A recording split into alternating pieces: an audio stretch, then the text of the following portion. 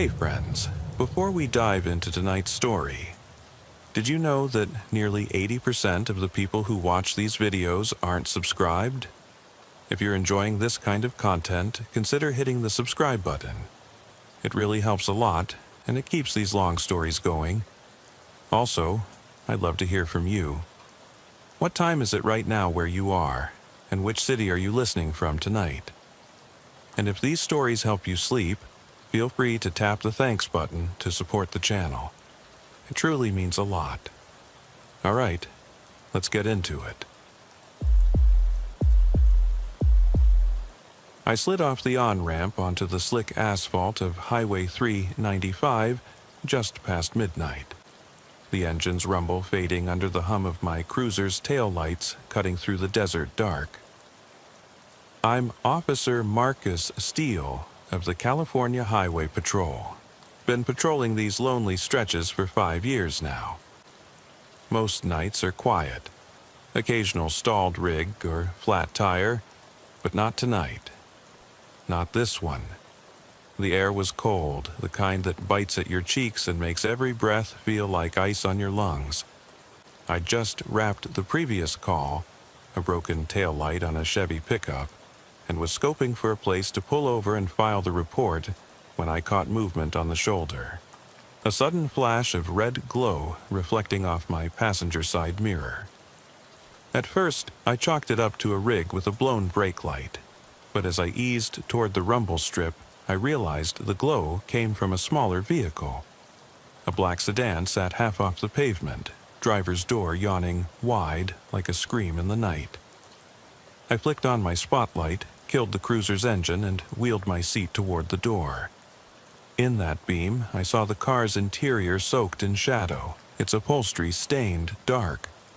I eased the cruiser up another 10 feet, cut the engine, and grabbed my flashlight in one hand, holster light in the other. My radio crackled. Unit 45, 395 North, mile marker 72. Suspicious vehicle. Occupant fled on foot. Copy? Dispatch replied with the usual. 10-4, backup en route. But I had too many questions and too little light to wait. Step by careful step, I approached the passenger side. The smell hit me first, like rotten meat baking under the sun. I almost gagged, spun my flashlight inside the car. Something on the floorboard caught the beam. Crumpled towels, saturated in a color darker than fresh blood. My hand tightened on the flashlight handle. Somewhere, just outside the beam's reach, I heard a twig snap. My heart kicked up. My pulse drummed between my ears. "Come out," I called, keeping my voice steady though my insides twisted. "This is the CHP. You need help? Show yourself." Static hissed over the radio, but no answer came from the woods. The only reply was the distant roar of an 18-wheeler crossing above on the overpass, its headlights screaming past like ghost trains. I circled to the driver's side before shining my light back into the back seat. The towels were scattered, some on the seat, some wedged under the dash. I knelt, braced one hand on the frame, and carefully lifted a corner of the nearest towel with my gloved fingertip. Underneath was a chunk of flesh, mottled and dangling, the edges crinkled like cello tape. I swallowed hard. A severed hand, 5 fingers clenched tight as if in death's final grip. I snapped a quick photo with my patrol phone, then tossed the towel back, careful not to smear anything. I radioed, voice low but urgent. "Dispatch, Unit 45. I have a possible homicide. I need K9 and homicide investigators at marker 72. No sign of a fleeing subject yet." As I spoke, the air shifted, and I realized the bushes behind me were trembling. I spun, flashlight slicing through the brush. Nothing solid, just branches swaying in the windless night. My breath came out ragged, and I could feel sweat bead at my hairline despite the cold. I took a deep breath. Procedure first. I secured the scene by flicking on the cruiser's emergency lights. Red and blue strobes pulsed across the pinyon pines, painting the scrub in alternating flashes. I stood back and waited, scanning the tree line as my backup sirens wailed in the distance. In that strobe-lit moment, it felt like the world had narrowed to two things: me and the dark woods that swallowed any trace of movement. 10 minutes later, Sergeant Alvarez and 2 deputies arrived, K-9 unit close behind. I briefed them in hushed tones. We fanned out, K-9 officer swinging a leash as the German shepherd nosed the ground. I stayed near the sedan, flashlight dancing over the crumpled towels and ridged seats, each strobe pulse revealing new stains. A deputy opened the rear door. We swept for prints. I watched as he wrapped each towel in an evidence bag, gloves snapping in the quiet. The K-9 team came back with a snort and a bark, but no target. The dog's nose traced the grass, then stalled. I felt a chill. If the scent had died here, that meant the person who ran into the woods either vanished into nothing or circled back somehow. I radioed for aerial support, but at 2 a.m. in this sector, it would be an hour before the statewide helicopter could reach us. As we knelt, mapping out grid coordinates on the sandy shoulder, I couldn't shake the weight of my own breathing. The night was too still, the dark too complete. I thought about the missing occupant. Why run? Were they injured? Panicked? But the calm voice I'd briefly glimpsed in the tree line didn't sound desperate. It sounded purposeful. And no blood trail led from the car to the trees, not a single smear on the gravel. The hand had no match to that voice. Someone had left evidence behind on purpose. Back in the cruiser, I pulled out my spare pen and notepad. My light cast long shadows over the bench seat as I scribbled notes. Black sedan, no plates, hand severed, no occupant, no blood trail, voice in woods. Code 10-36 declared the words felt hollow. How do you document something that makes no sense? I looked up and saw those headlights again, flickering at the edge of sight. No vehicle, no formation. Just the way my mind was playing tricks. I leaned back and shut my eyes for a second. In the darkness behind my eyelids, I saw that hands' fingers curling inward, as though squeezing a final, unspoken word. My chest tightened. I flicked the cruiser's map display back on and plotted our position. 50 miles from the nearest sheriff, 90 from the CHP air unit. We were isolated, deep in the Mojave spine. "Sergeant," I said, standing, "we need to treat this as active. Pin down every angle, every neighbor's camera, every passing rig's dash cam, and keep the K-9 on standby. I want to know if that voice was inside the woods or coming from somewhere else entirely." He nodded. "Understood, Marcus. Let's get moving before sunrise swallows the evidence." As we spread out again, dawn was creeping over the Sierra crest, pale light bleeding into the sky. But even in that gray pre-dawn glow, the highway looked emptier than ever, as if it had expelled every last soul. And beneath the shoulder, wrapped in towels, the hand lay waiting for answers we didn't have yet. By the time the first pale rays of dawn bled over the eastern Sierras, I was already almost 2 hours into the follow-up search. My uniform was stiff with sweat where the patrol vest rubbed against my back, and the gravel shoulder was still frosty under my boots. The emergency strobes on my cruiser had long since shut off, replaced by the amber wigwag as I directed traffic away from mile marker 72. Sergeant Alvarez had set up a temporary command post using the back of his SUV, and the K-9 team hovered nearby, leash in hand, as the sun crept higher. I hunched over my notepad in the passenger seat of the cruiser, jotting down times and witness statements. At 3:47, I'd arrived on scene. 4:12, backup confirmed. 4:35, K-9 deployed. 0502, canvas of passing rigs. 0518 inspected dashcam footage from Big Ridge Overpass. 0543 returned to cruiser. Each entry felt more futile than the last, a sterile catalog of unanswered questions. The morning air was deceptively calm. A faint wind rattled the brittle pinion needles above me, and the desert scrub gave off that dry, dusty scent that sticks to your boots. Across the highway, a gray Freightliner idled while its driver, Deputy Collins, handed me a grainy USB drive. "Got the overpass cam," he said, deliberately casual. "You'll want to see this." Back in the cruiser, I slipped on latex gloves and loaded the clip onto my phone. The footage was dark. Just a single low-angle view of the highway, headlights passing like ghost trains. At 2351, a black sedan swept into frame on the right shoulder, halting abruptly. The camera caught the open door, the kick of gravel as someone jumped out, then a flash of motion toward the tree line before disappearing. That same flash recurred.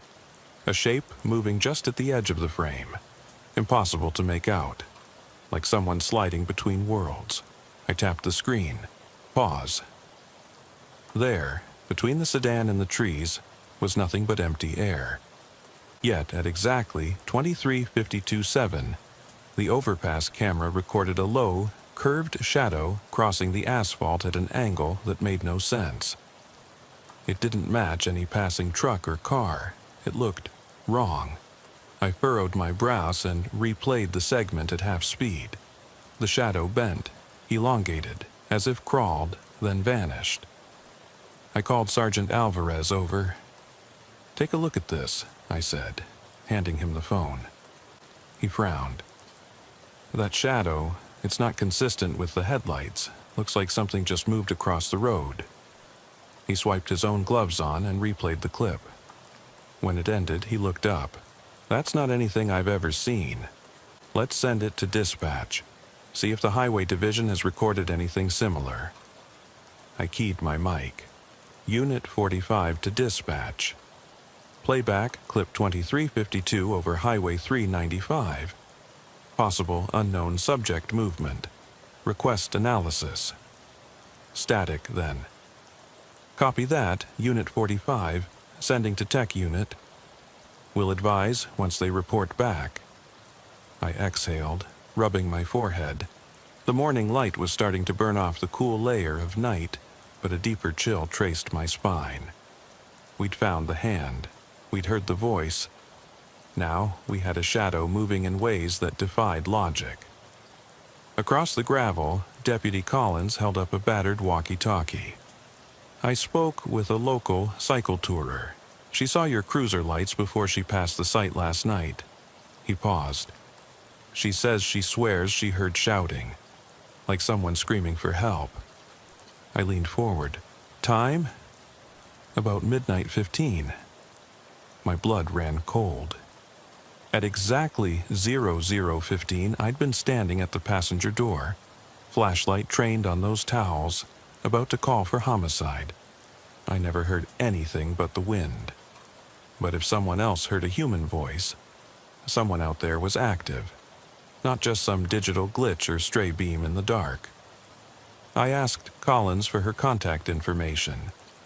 He scribbled it down. Heather Lawson, touring cyclist from Reno, resting at the Sierra Lodge. I dialed dispatch. "Dispatch, requested we bring Ms. Lawson in for statement. Tag along, Deputy Collins. I want her recollection firsthand." 10-4, Unit 45, came the reply. By 7:30, she arrived, pale, shaken, leg wrapped in a thermal blanket, hands trembling around a paper cup of coffee. Lawson looked like she'd seen a ghost. We sat at the tailgate of Alvarez's SUV, still smelling of diesel and pine. "Ma'am," I began gently, "thank you for coming. Can you tell me exactly what you heard?" She exhaled slowly. "It was weird. I passed the marker, mile 71, and saw your lights flashing. When I got closer, I thought I heard someone yelling. At first I thought it was you calling for someone, but then it sounded deeper, like an older man or maybe a woman. I can't tell. And it wasn't distress exactly, it felt angry. I exchanged a look with Alvarez. Angry? Yes. Like someone demanding someone else. I was maybe 50 feet away, and the sound, it wasn't right. Kit!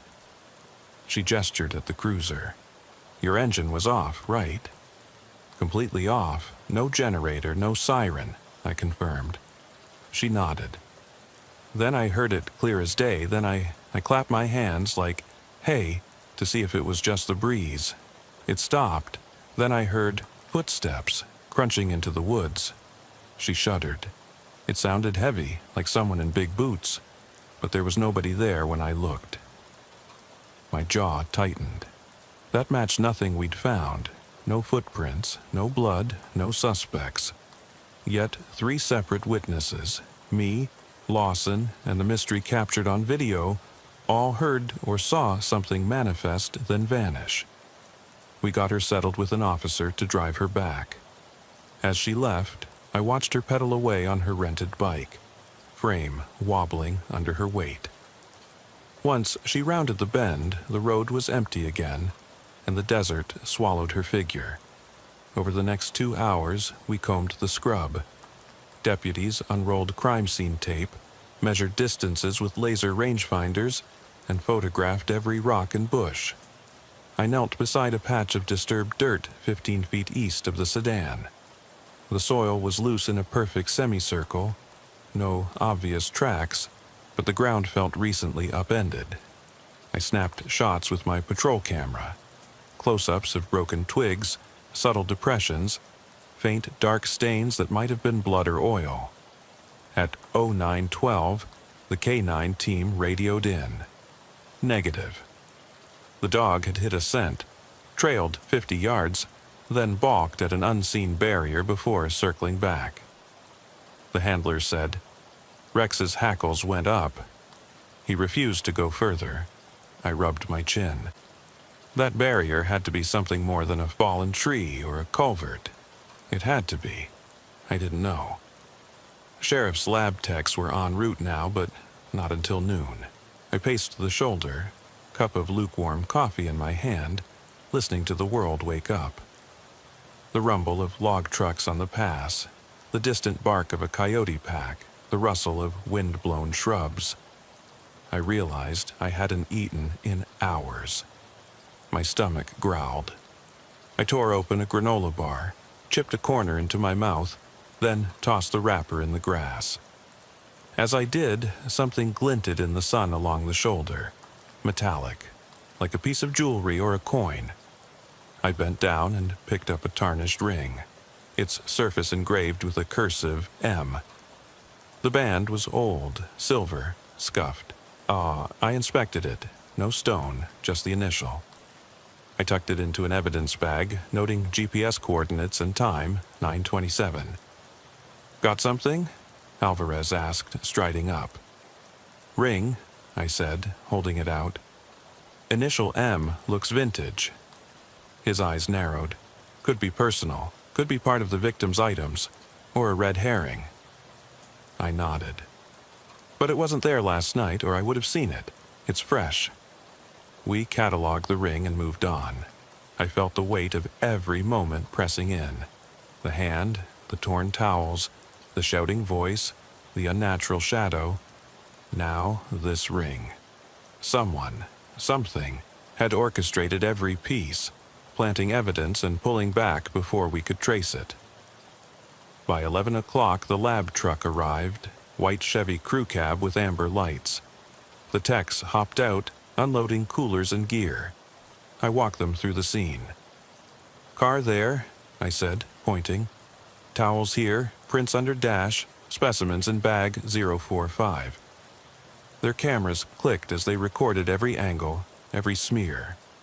When they were done, I stepped aside. My phone buzzed.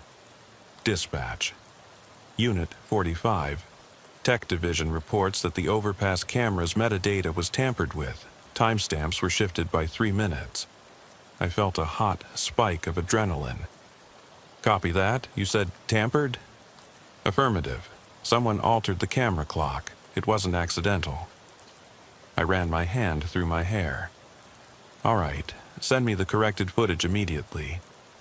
I turned to Alvarez, voice low. They manipulated the evidence at the source. Somebody knew our procedures, our cameras. This is planned.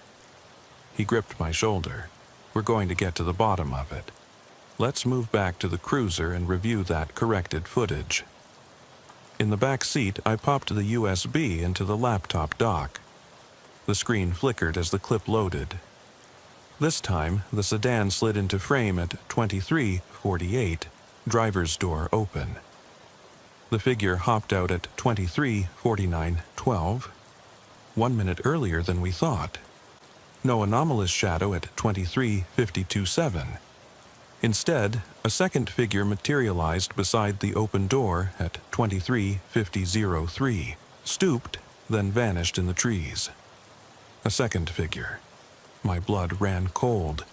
I replayed that moment, zooming in.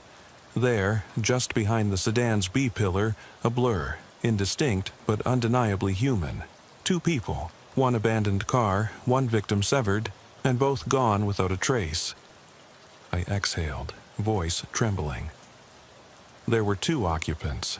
Alvarez nodded. And nobody else reported a missing person. We're dealing with professionals. Either ruthless or deranged, maybe both. I shut the laptop. Time to widen the net.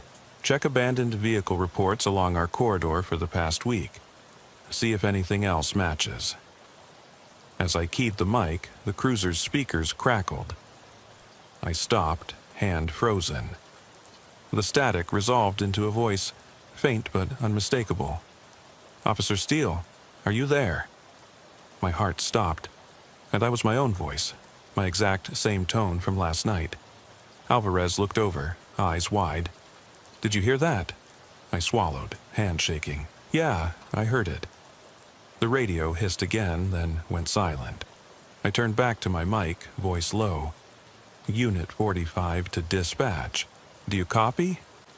No answer, only static. In that moment, on that lonely stretch of asphalt, I realized we weren't just chasing clues. We were listening to ourselves, echoing through the darkness. And whatever was out there wasn't done talking. The night had barely begun when I climbed back into my cruiser, the cab's interior still carrying the stale scent of adrenaline and pine. The echo of my own voice over the radio. Officer Steele, are you there? Lingered like a bad dream in my mind. I sat for a moment, hands gripping the steering wheel, knuckles white. The dashboard clock glowed 003. I could almost feel that unseen figure hovering just beyond the beam of my spotlight watching me. I called in to dispatch. Unit 45 to command. I'm going back to the scene. Need to run 1 more sweep alone. Copy that, Unit 45. Backup is handling the perimeter, came the clipped reply. By 00:15, I was back at mile marker 72, headlights carving 2 rigid lines into the darkness. The sedan was gone, towed away hours ago, but the patch of gravel and scrub remained as I'd left it. I killed the engine, cut the spotlights, and leaned forward, pressing my palm against the cold glass. My reflection looked tired, hollow-eyed. I tapped the mic. Going dark, approaching on foot. Stepping out, I felt the cool bite of night air sharpen my senses. My flashlight flicked on. The beam scoured the brush in long arcs. Every snapped twig and hiss of wind set my heart racing. I moved slowly, methodically, north side of the shoulder, then south. I knelt at the spot where I'd found that severed hand, now bagged and gone, and let the beam dance over the ground. The sand was smooth, except for 1 footprint. A single, deep cleat sole print pressed into the gravel, leading toward the tree line. I froze. The imprint was fresh, still moist, and the direction pointed east, away from the highway. I flicked on my holster light, ignited the red beam, and followed. Each step crunched, each breath tasted like metal. In the wavering beam, I saw a patch of darker earth, a scuffed semicircle where soil had been shifted. I crouched and ran gloved fingers along the edge. There, a single copper rivet, like what you'd find on jeans or a denim jacket. I snapped a photo with my phone and slipped the rivet into an evidence bag. I kept going, deeper into the pinyon pines. The brush closed in overhead, branches snagging my patrol cap. My foot caught on a low root. I stumbled, heart in my throat. When I looked up, the world beyond my flashlight was nothing but dense black. I took a steadying breath. "Stay calm," I muttered to myself. Ahead, I heard breathing, slow, measured. My light caught movement. A slender figure perched on a fallen log, head bowed, shoulders shaking. Relief and tension warred in my chest. I raised my voice. "CHP! Show yourself!" The figure snapped upright, and I saw, no face, just shadow under a hood. They turned and bolted further into the woods, feet leaving fresh prints in the soft soil. I swung my light after them, but they moved too fast, weaving between trunks like a phantom. I broke into a run, heart pounding thunder in my ears. Branches whipped my face, the world spun. Then the figure vanished. I skidded to a stop in a small clearing. Moonlight slivered through the canopy, illuminating a rusted gas canister and an overturned duffel bag. The bag's zipper lay half open, frozen in place. I clicked off my beam, crouched, and pried it fully open. Inside, a coil of rope, a pair of worn leather gloves, and a small notebook bound in black leather. I extracted the notebook, flipping it open. The pages were filled with scrawled entries, times, dates, places. November 2nd, 2347, marker 72, patient 0. No plates, severed hand, no body. My blood ran cold. The person had been here before me, documenting every detail. Further down, 11th of March, 003, replayed call, voice confirming presence, and another line scrawled in hurried pen, subject transfixed, will return. Beneath that, a nearly blank page, save for one phrase in jagged handwriting, "They hear you." I felt the hairs on my neck stand up. I snapped the notebook shut, bagged it, and fought the urge to vomit. I turned back toward the highway and saw a pair of headlights flicker between the trunks. My blood froze. They were coming closer, crawling down the old service road that paralleled the highway. I stepped out of the trees and flicked on my emergency lights. The red-blue glow flashed against the trunks, painting the forest in stuttering bursts. The headlights revealed a battered white pickup, its grille caked with dust. The engine idled, no driver visible. I tapped my mic. Unit 45, unknown vehicle 72, North Service Road, one white truck, no plates. Copy? Copy, Unit 45. Dispatch answered. Go ahead. I moved toward the truck, flashlight and holster light sweeping across the cab. The driver's window was rolled down. I leaned in. "This CHP, step out with your hands visible." No response. My light caught the dash. Inside, another notebook lay open, same black binding. Its pages were blank, as if waiting for the next entry. I turned away. That's when the engine revved, tires spitting gravel. The truck lurched forward, heading back the way it came. I dashed after it, shot 3 rounds across the hood in the air. The bullets tore through the canopy overhead but did nothing to stop it. The truck disappeared down the service road as the underbrush swallowed its lights. I pounded the hood, frustration roiling. "Dispatch. Suspect in white pickup fleeing eastbound. I'm in pursuit." "No units available," came the reply. "You want authorization?" "Yes. Code 3. Stand by." I pressed the radio. "Come on." Static, then Unit 45. Authorization granted. Proceed with caution. I accelerated onto the service road, lights off, siren silent. I kept low, followed the narrow track. The trees closed in. At one point, the road dipped into a gully and I lost sight. I killed the headlights, coasted in darkness, listening for the hum of an engine. There, a soft rumble, then nothing. I crept forward at 2 miles per hour until my grill light caught rusted metal. An overturned white pickup, half buried in mud and brush. I killed the engine, stepped out, gun drawn. My boots sank in wet earth. The air reeked of oil and rot. I circled the truck. The windshield was cracked, the hood crumpled. The driver's door hung open. Inside, the black notebook lay on the seat. I shone my light across the pages. The first entry read simply, "You're here." Below, in blood-red ink, someone had scrawled, "Next page." I yanked the notebook free, and my light caught something on the floorboard. A single, blood-spattered glove with the CHP emblem patched into the cuff. My heart seized. It was my own glove, issued to me 5 years ago. A chill rolled through my veins. I had lost that glove months ago during a multi-agency training exercise. Never recovered until now. I jammed the glove into my jacket pocket, thumb hooked on the emblem so it caught the beam. My reflection glimmered in the cracked windshield. Eyes wide, forced breath fogging the glass. I closed the door, backed away, and called for backup. Unit 45 found suspect vehicle abandoned and overturned. Evidence indicates the personal items planted. I need homicide and forensics out here. Code 3, Marker 72, Service Road Branch. As I waited, I opened the notebook once more.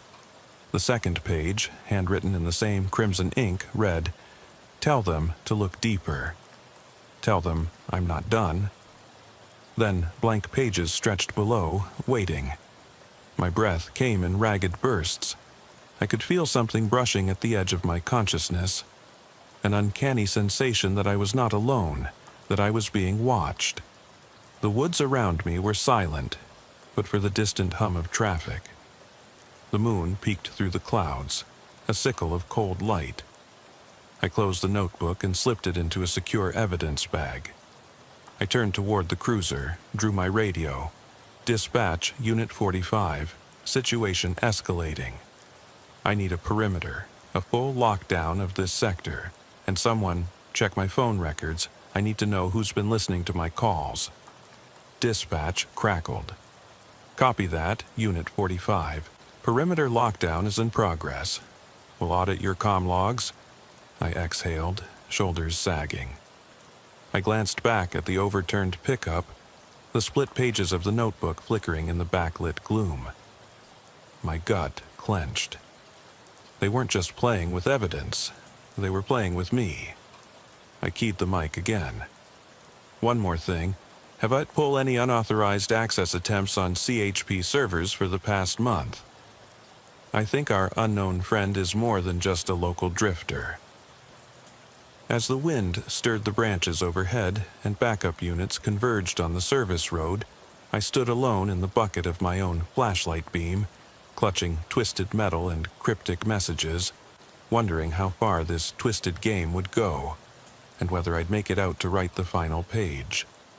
The moment the overturned pickup was loaded onto the flatbed, the forest fell eerily silent. No rustle of pine needles, no distant rumble of traffic, just my own ragged breathing in the gloaming. I stood at the edge of the service road, watching the crime scene tape flutter in the wind, and realized I was alone again.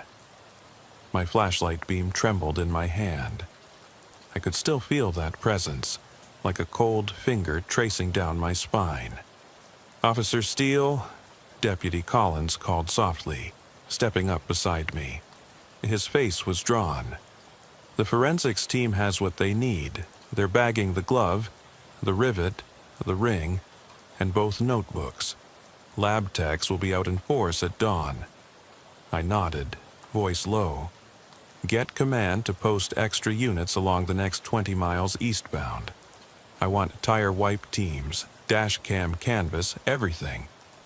He keyed his mic. I slipped the second black notebook into my jacket, careful not to flick open the pages.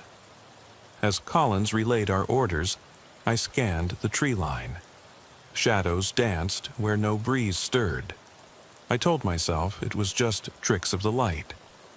But I'd learned long ago that fear grows wherever you least expect it. By 1:45 a.m., the perimeter was secure. 2 patrols fanned out along the service road.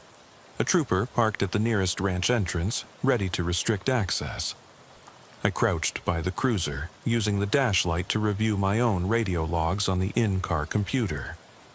That's when I saw it. A gap in the transmission at exactly 0003. 24 seconds of dead air, no static, no hiss, just absolute silence. Yet during that time my mic had recorded something. I pulled the audio file and played it through the cruiser's speakers. A low, deliberate voice, my own, whispered, "Find me." The hairs on my arms pricked. I stiffened. Whoever had staged all this knew how to get inside our system, how to break into radio channels, tamper with overpass cameras, even plant my own service glove. And now they were inside my head, speaking through my equipment. I snapped off the playback, heart pounding. I needed fresh air. I slid out of the cruiser and watched as my breath formed clouds in the beam of my flashlight. The forest felt alive, as though the trees themselves were leaning in to listen. I stepped away from the road, deeper into the pines, the notebook heavy against my chest. In the undergrowth, I spotted the trail of footprints again, the single boot cleat print pressed into soft soil. It curved away from the service road and disappeared under a thicket. I knelt, brushing aside a veil of needles to reveal another copper rivet, identical to the one I'd bagged. My pulse thundered. I pressed a fingertip to each rivet, then matched their spacing on my pad. Marker 72, shoulder 002. Service road, gully 0016. Thicket edge 0020. They were timestamps. Someone was mapping my every move, placing markers like breadcrumbs. I stood and followed the boot's arc through the trees. The moon was high now, full, pale, pouring light through the canopy in ghostly ribbons. My radio crackled. Unit 45, Sergeant Alvarez to you. Where are you? North 30 degrees, 50 feet in, I replied, voice tight. Hold position. Homicide is inbound. I clicked off, heart in my throat. I didn't wait for Alvarez. I kept going, drawn by some compulsion I could neither name nor deny. The footprints led to a small clearing ringed by charred stumps and a circle of broken branches. In the center lay an old Forest Service marker, metal plate nailed to oak, its paint blistered with age. Someone had scrawled on it with red spray paint. The game begins at dawn. My breath caught in my chest. I raised my flashlight. The words glowed like a warning. I traced each letter, felt the sting of meaning. Tomorrow, at sunrise, whatever this was would escalate. I fumbled the notebook out of my jacket and scribbled beneath the warning, "Your move." I heard footsteps behind me, soft, deliberate. I spun, flashing my light across the circle. No one, just the ghostly forest pressing in. I swallowed. My throat was dry. I tapped the notebook shut and turned toward the highway. When I emerged from the trees, my backup was arriving. Sergeants, homicide detectives, K-9 handlers, all converging on the service road. They paused as I strode back into the amber glow of emergency lights, notebook and rivets in hand. Alvarez met me at the tape. "They found blood on the ring," he said quietly. "Lab says it's type O, yours." I looked down at the silver band, its initial M gleaming under the dome light. My glove slipped from my jacket pocket, another fragment of me left in the mud. The ring, my ring, was soaked in my own blood. I pressed my palm to my forehead. My pulse raced. How? He shook his head. I don't know, but whoever did this, they know you. They have your prints, your blood, your voice. They're inside our systems. I exhaled, tension knotting my shoulders. Then tomorrow, at dawn, we stop playing their game. Alvarez placed a steady hand on my shoulder. Rest up tonight. We hit hard at first light. I nodded, but as I climbed back into the cruiser, I felt hollow. The forest outside seemed darker than ever, full of secrets and shifting shapes. I keyed my mic one last time before shutting the door. Dispatch Unit 45. All available units. Stand by for Operation Sunrise. We take the service road corridor from marker 60 to 90. No one in or out. The reply crackled. Copy, Unit 45. We're with you. I sat behind the wheel, the leather cold against my back. My fingers hovered over the notebook and evidence bags. In the mirror, I could see the ring's M glint one last time. Then my phone buzzed, a text from an unknown number. You can't hide from yourself, Steele. My heart slammed. I stared at the words, my own name, typed into my screen by someone who breathed beside me in that darkness, who had watched me collect the hand, chase the pickup, comb the woods. I thought of the severed hand, the two figures, the notebooks waiting to be filled. I realize now the finality of it. This was never about finding a killer. It was about making me the victim. I slipped the phone into my pocket and shut off the engine.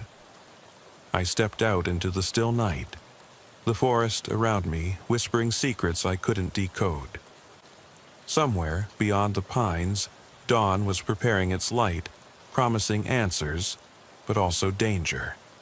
I stood at the edge of the road, evidence in one hand, pistol in the other, and looked toward the east. The sky was paling. My breaths were steady but deep, gathering every ounce of resolve. I had one final decision to make. Would I follow the path laid out by my tormentor, or would I forge my own? I took a step forward, and then I asked myself, aloud so the empty highway could hear, who's pulling the strings, and what part of me am I about to lose when the sun comes up?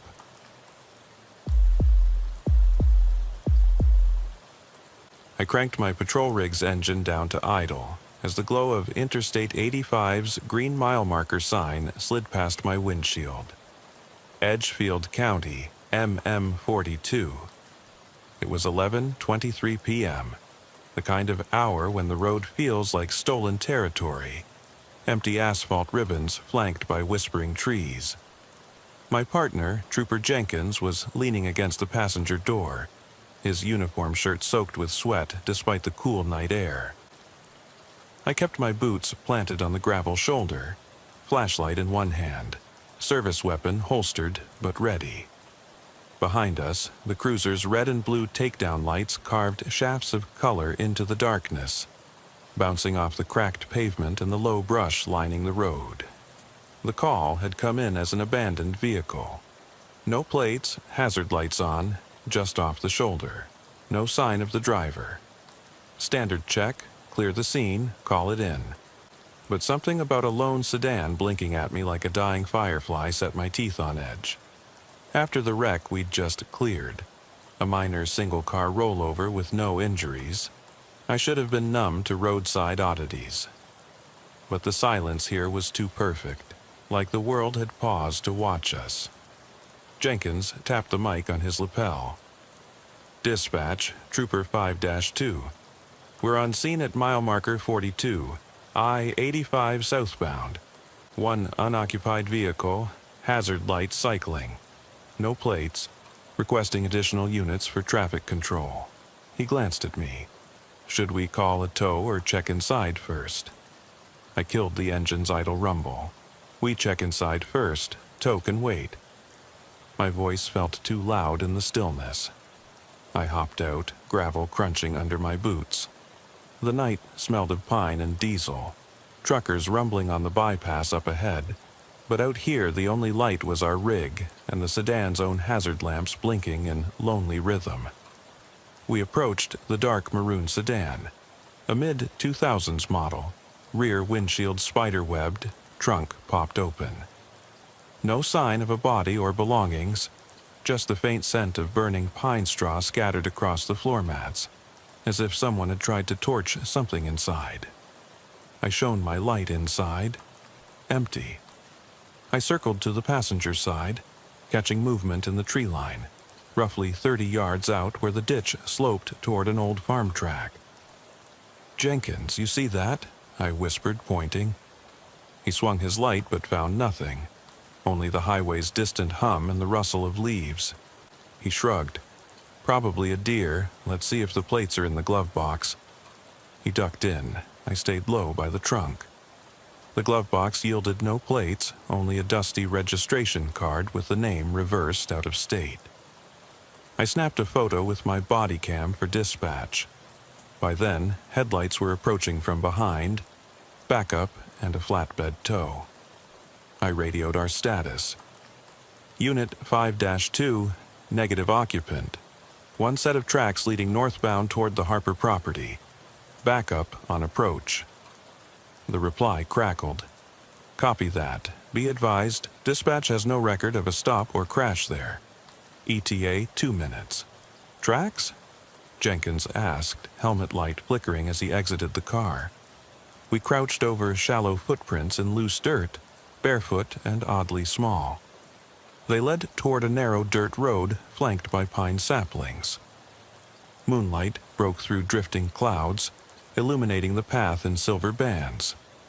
We followed the prints as far as the saplings would allow before the ground fell off into shadow. Ahead rose the silhouette of a farmhouse, fading paint and boarded windows spiking up from the ground like a broken tooth. One porch light buzzed, casting a sickly yellow ellipse on warped floorboards. I clicked my light off the beam to avoid glare. Something's not right. Jenkins, normally quick to joke, stayed silent. He covered me as I approached the porch.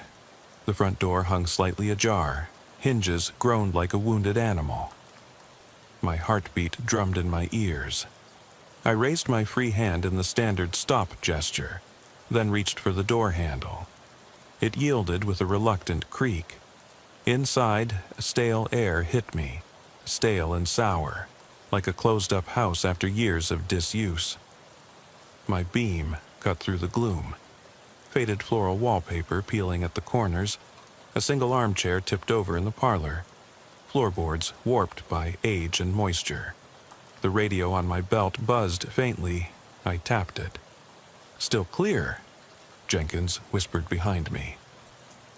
He moved to clear each corner with methodical sweeps, gun low, flashlight steady. We worked our way to a narrow hallway. The house's interior felt wrong. Doors stood askew, giving glimpses of rooms that seemed to shift location each time I passed.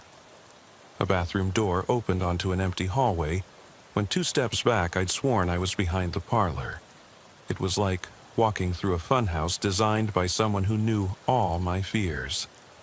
Then I saw it. On the hallway's far wall, scrawled in what looked like dried mud, the word Camille. My gut clenched. I opened my hood camera's recording light. "Dispatch, we have Camille on the wall. Mud inscription." Proceeding with extreme caution, Jenkins's voice echoed softly. "Camille Harper. She's the one who cut her bracelet monitor loose 2 nights ago. Same county." I could taste copper at the back of my throat, equivalent to the adrenaline rush in my veins.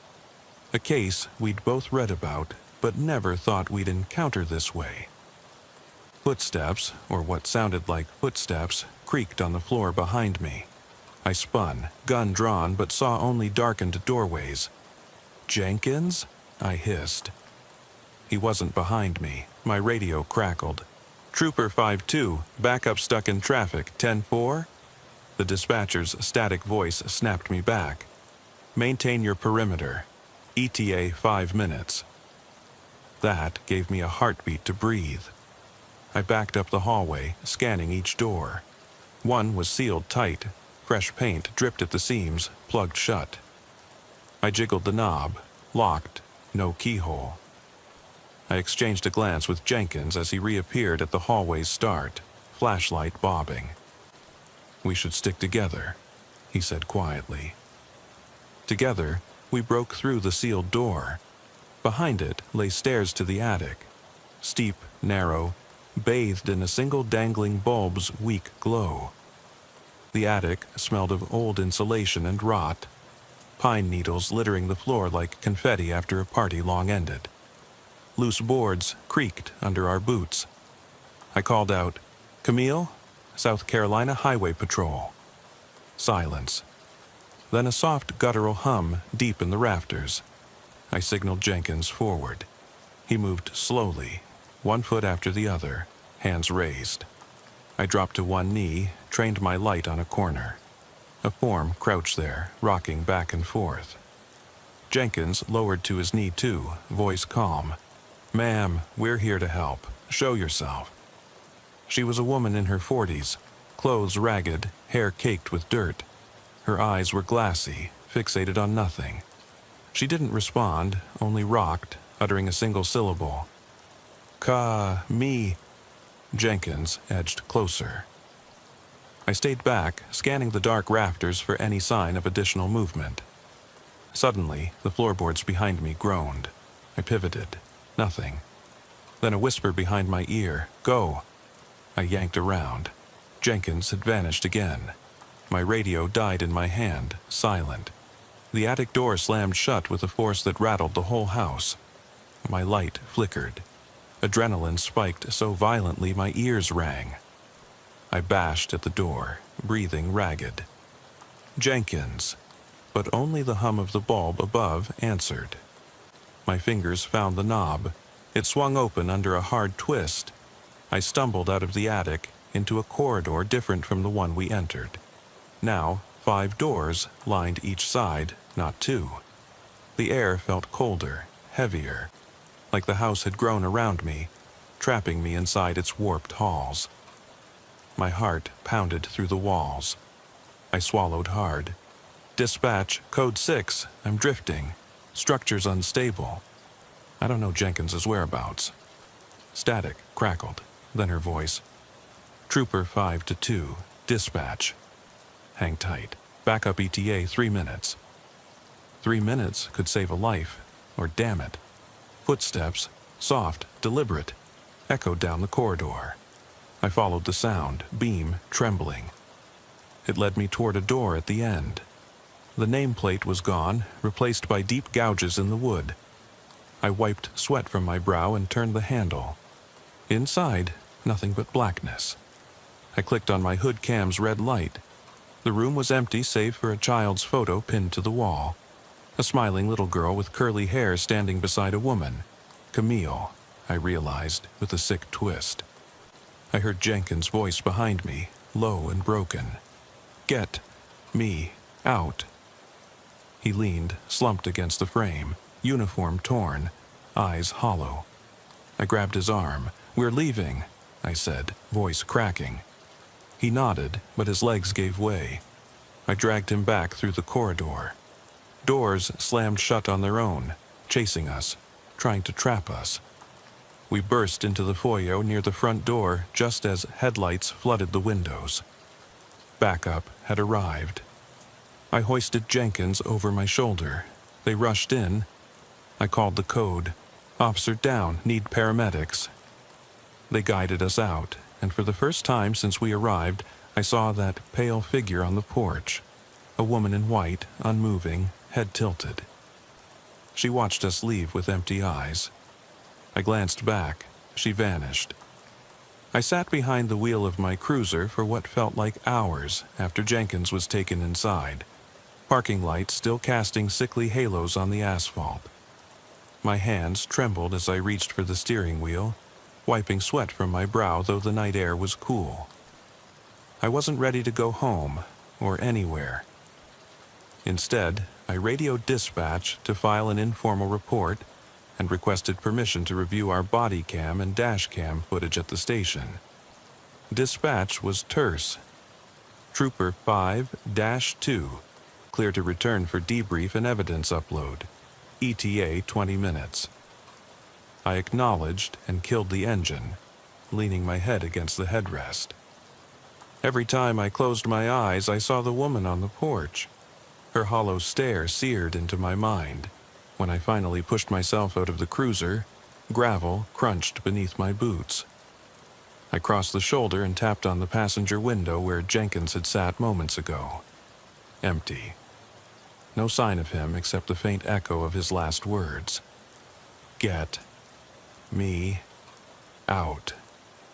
I swallowed hard, dialed my partner's badge number, but the line went straight to voicemail. I dropped my shoulder into the door and stepped back, the click of the lock echoing in the silence. I forced a breath and jogged to my driver's side, keys jingling as I unlocked it.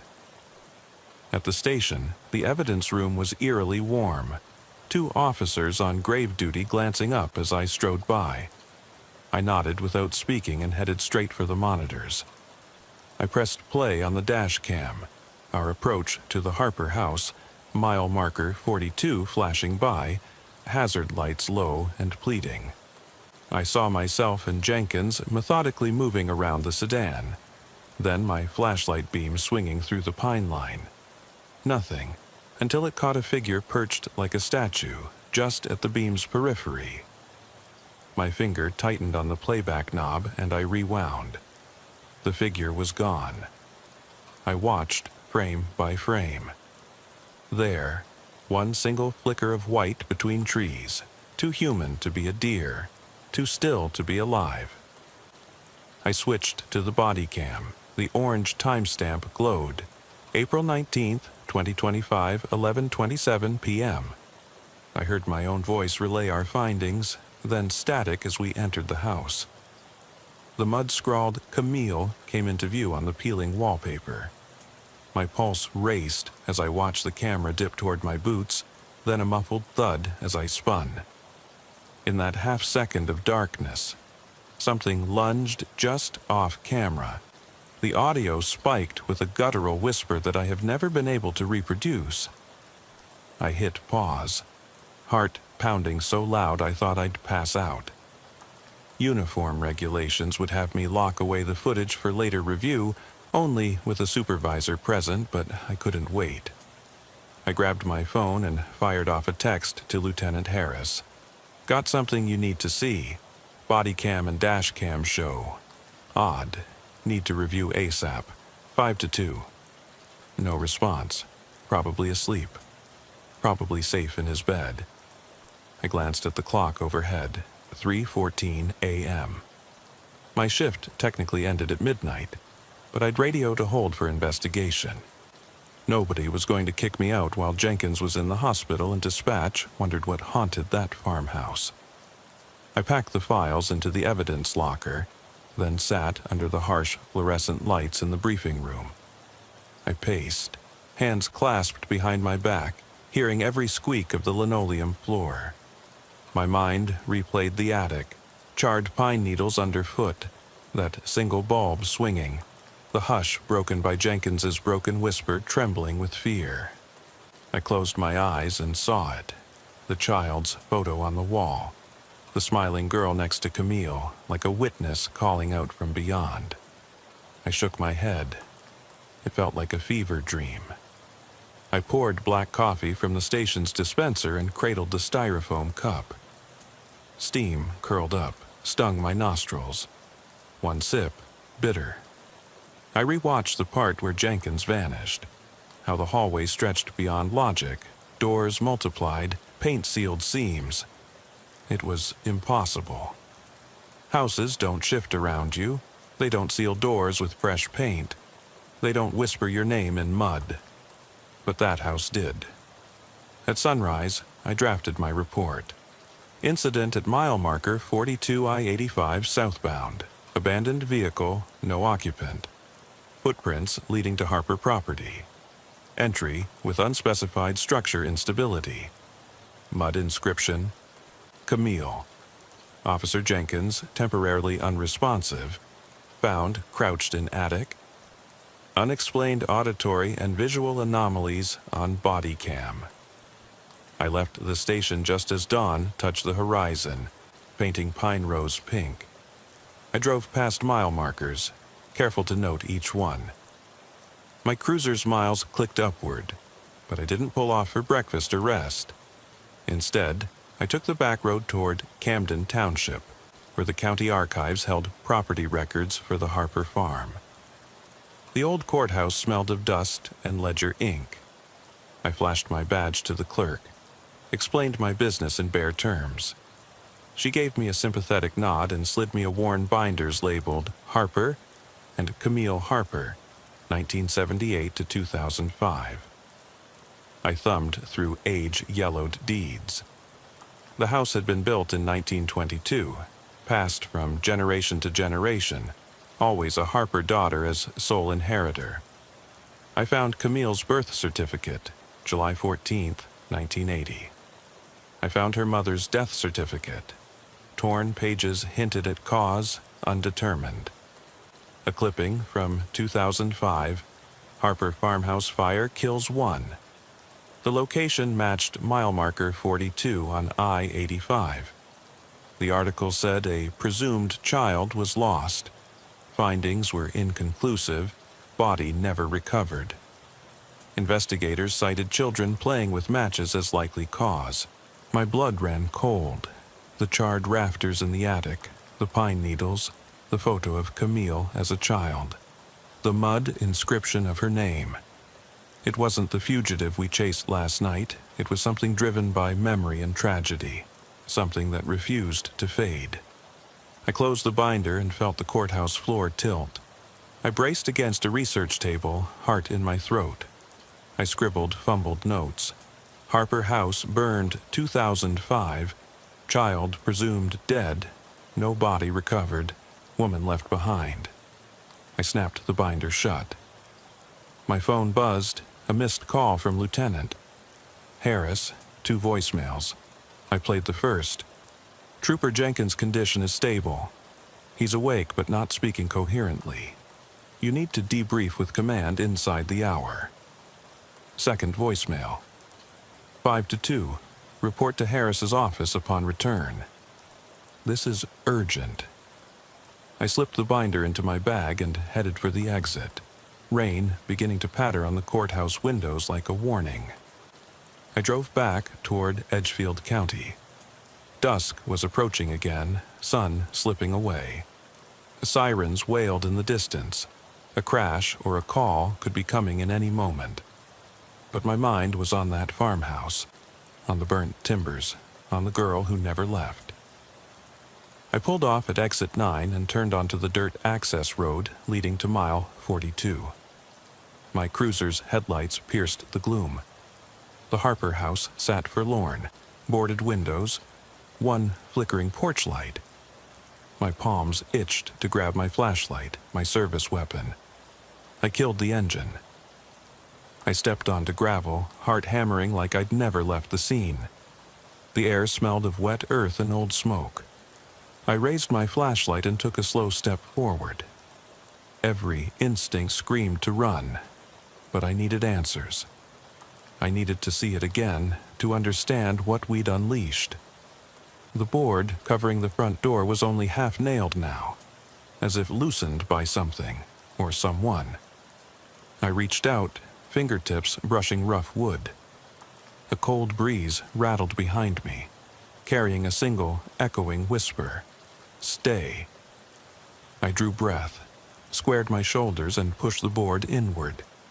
It groaned against rusted nails, and the darkness beyond opened like a mouth ready to swallow me whole. The board cracked free with a protest of splintering wood, and I stepped into an engulfing void. My flashlight cut a narrow cone through stale air thick with the smell of ash and rot. The porch behind me sighed shut under its own weight.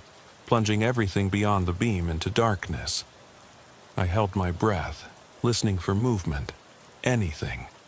But only the faint hum of distant traffic reached me, as though the world outside had never existed. Ahead lay a low-ceilinged foyer, its once proud molding hanging in flaking strips.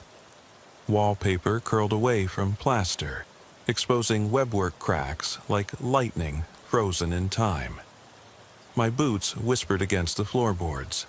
Each echoed knock of wood on wood fell deafening in the silence.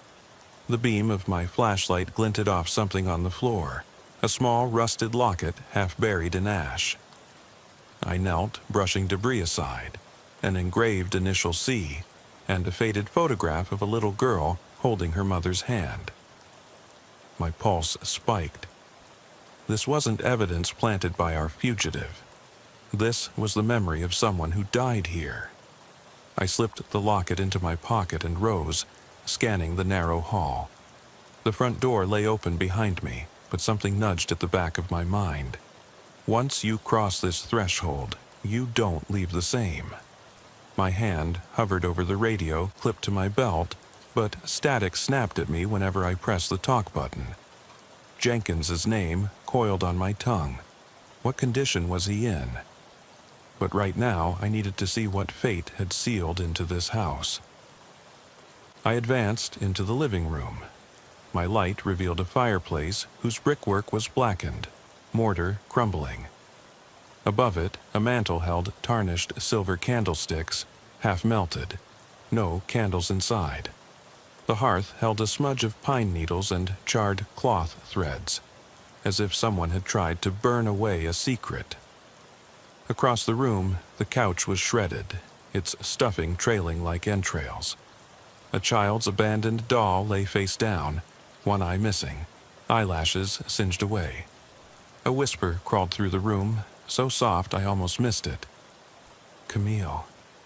My heart seized. I trained the beam toward the corner. No one. I cleared my throat.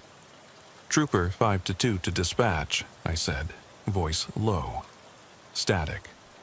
I tapped again. Trooper 5-2 here, backup? Nothing. I cursed under my breath. No comms, I was on my own. I moved toward the staircase. Steps spiraled up into darkness. Carpet threadbare and stained. Each tread squealed like a trapped creature under my weight. I climbed slowly, fist clenched around the flashlight. Halfway up, I froze. On the wall, scrawled in ash and dust, 4 tally marks, one set of 4 vertical lines, then a slash. 5. Underneath, 2 more tally sets. 11. I counted the sets. 5, then another 5, then 1. 11 days, 11 months, 11 victims. I swallowed hard. At the top, a single hallway stretched left and right, doors on either side. Faded wood doors, some cracked, some sealed. Paint exuding from the seams like oozing scars. To the left, a door hung at a crooked angle. To the right, a pair of doors twins of the one we'd peeled open below. But between them, on the wall, someone had carved a child's name. Emily, third name. My throat burned. I blinked. The names formed a litany. Camille, now Emily. 2 children lost here. I realized I was holding my breath. I forced exhalation, voice tremoring. This was no accident. The hush echoed back. I advanced to the left door. It swung inward when I tested the knob, revealing a nursery. Once brightly painted, now ghostly under my beam, chipped pastel walls, a cradle tipped on its side, dry leaves drifting in from a broken window. A mobile dangled overhead, unbalanced, turning in an unfelt breeze, rattling softly. I swallowed past a lump. On the floor, yellowed pages of a child's diary lay scattered. Handwritten entries in a childish scrawl, punctured with fear. October 3rd. I'm sorry I lost my teddy. Mommy is sad. October 5th. The floor makes noises at night. It says my name. October 7th. I hid under the bed, but the children found me. The final page stopped mid-sentence. A smear of red-brown on the edge, a fingerprint imprint. I snapped a photo and stuffed the pages into an evidence bag, breath coming too fast. I backed out, turning right toward the remaining doors. One door was sealed tight, windowless. The other cracked open a sliver. I eased it wider. Inside, the floor was a mosaic of broken mirror shards, catching my light in glittering shards. In the center, a pastel-painted rocking horse lay overturned, legs broken. I stepped among the glass, careful not to cut my boots. On the far wall, a child's handprint, smeared in something dark, unmistakably dried blood. Beneath it, I could make out letters scratched into wood. "It won't let me leave." My stomach dropped. A sudden rush of air slammed the door behind me, plunging the room into darkness except for my handheld beam. I cursed, sprinted back across the glass. My soles scraped. I stumbled, nearly falling onto the mirror shards. I flung the door open from the inside and jolted back into the hallway. My beam danced across peeling wallpaper as the house sighed behind me. On the far end, another door, one I hadn't noticed before, stood ajar. Pale light seeped through. I crept toward it, each step a drumbeat of tension. When I reached it, I peered inside, a long room, walls lined with children's drawings, crayon sketches of houses, trees, smiling stick figures beneath yellow suns. One drawing, pinned with a rusted nail, showed a little girl and a police car beneath an I-85 sign. The girl, labeled Me, reached out to the cruiser, wheels turning. A scrawl at the bottom read, "He never came." My throat clenched. The drawing's eyes, dark circles, seemed to follow me. I reached out to touch the paper. As my finger brushed it, every crayon line sprang to life in my memory. The autopsy report of Camille, the burnt attic insulation, the hospital bed where Jenkins lay in a cot, bloodied with nightmares. I snapped back, yanking my hand away. The drawing fluttered, though no breeze stirred. I was about to leave when a soft creak sounded behind me. I spun the beam toward the door's open frame. Empty. But on the floor, footsteps were etched into the thick layer of dust. Bare footprints, too small for mine, leading into the room. And now, fresh, a second set beside them, larger, a man's boot print. I followed the pair back into the drawing room. They stopped at the little girl's sketch. My heart hammered. From the shadows, a low hum, a child's lullaby, tinny and warped. My blood ran cold. The notes reverberated through the walls, transmuting the static hush into something alive. I swallowed. "Camille?" I called softly, voice cracking. The lullaby halted mid-note, leaving a ringing silence. Then the door slammed shut behind me. My beam swung wild. I ran to the handle. It wouldn't budge. The wood felt warm to the touch, impossibly so. I slammed my shoulder into it. My radio crackled to life with a faint voice. "Trooper 5-2, you haunt." Static devoured the rest. I staggered away as the humming resumed, this time accompanied by the faint shuffle of little feet. The flashlight illuminated the far corner, and there, crouched, was Jenkins, or someone who looked like him. Torn uniform, glassy eyes, head cocked at an unnatural angle. He stared at me, lips moving soundlessly. My heart froze as the lullaby twisted into a whisper. Stay, play, never leave. The figure of Jenkins raised one hand, beckoning. I dropped to one knee, beam flickering. The floor beneath me groaned, as if the house was bending, reshaping itself to trap me here forever. I lunged at the door again, hands shaking so badly I could barely turn the knob. A scream, child's cry, pierced the air. My ears rang. I slammed my shoulder once more. The door cracked. Light spilled in from the hallway. With one final heave, I burst through and collapsed into the hall, gasping. Behind me, I heard the door slam and latch itself with a wet, final click. I scrambled upright and fled down the corridor, boots pounding, chasing the hallway's exit sign, a flickering bulb marking the stairs. As I descended, a chorus of whispers rose behind me. Dozens of voices, children chirping names I couldn't discern. My breath rasped. At the bottom, the stairs ended at the living room's threshold. I burst through into open space and froze. The front door, which I'd pried open from outside, now stood closed, locked, as though it had never been unlatched.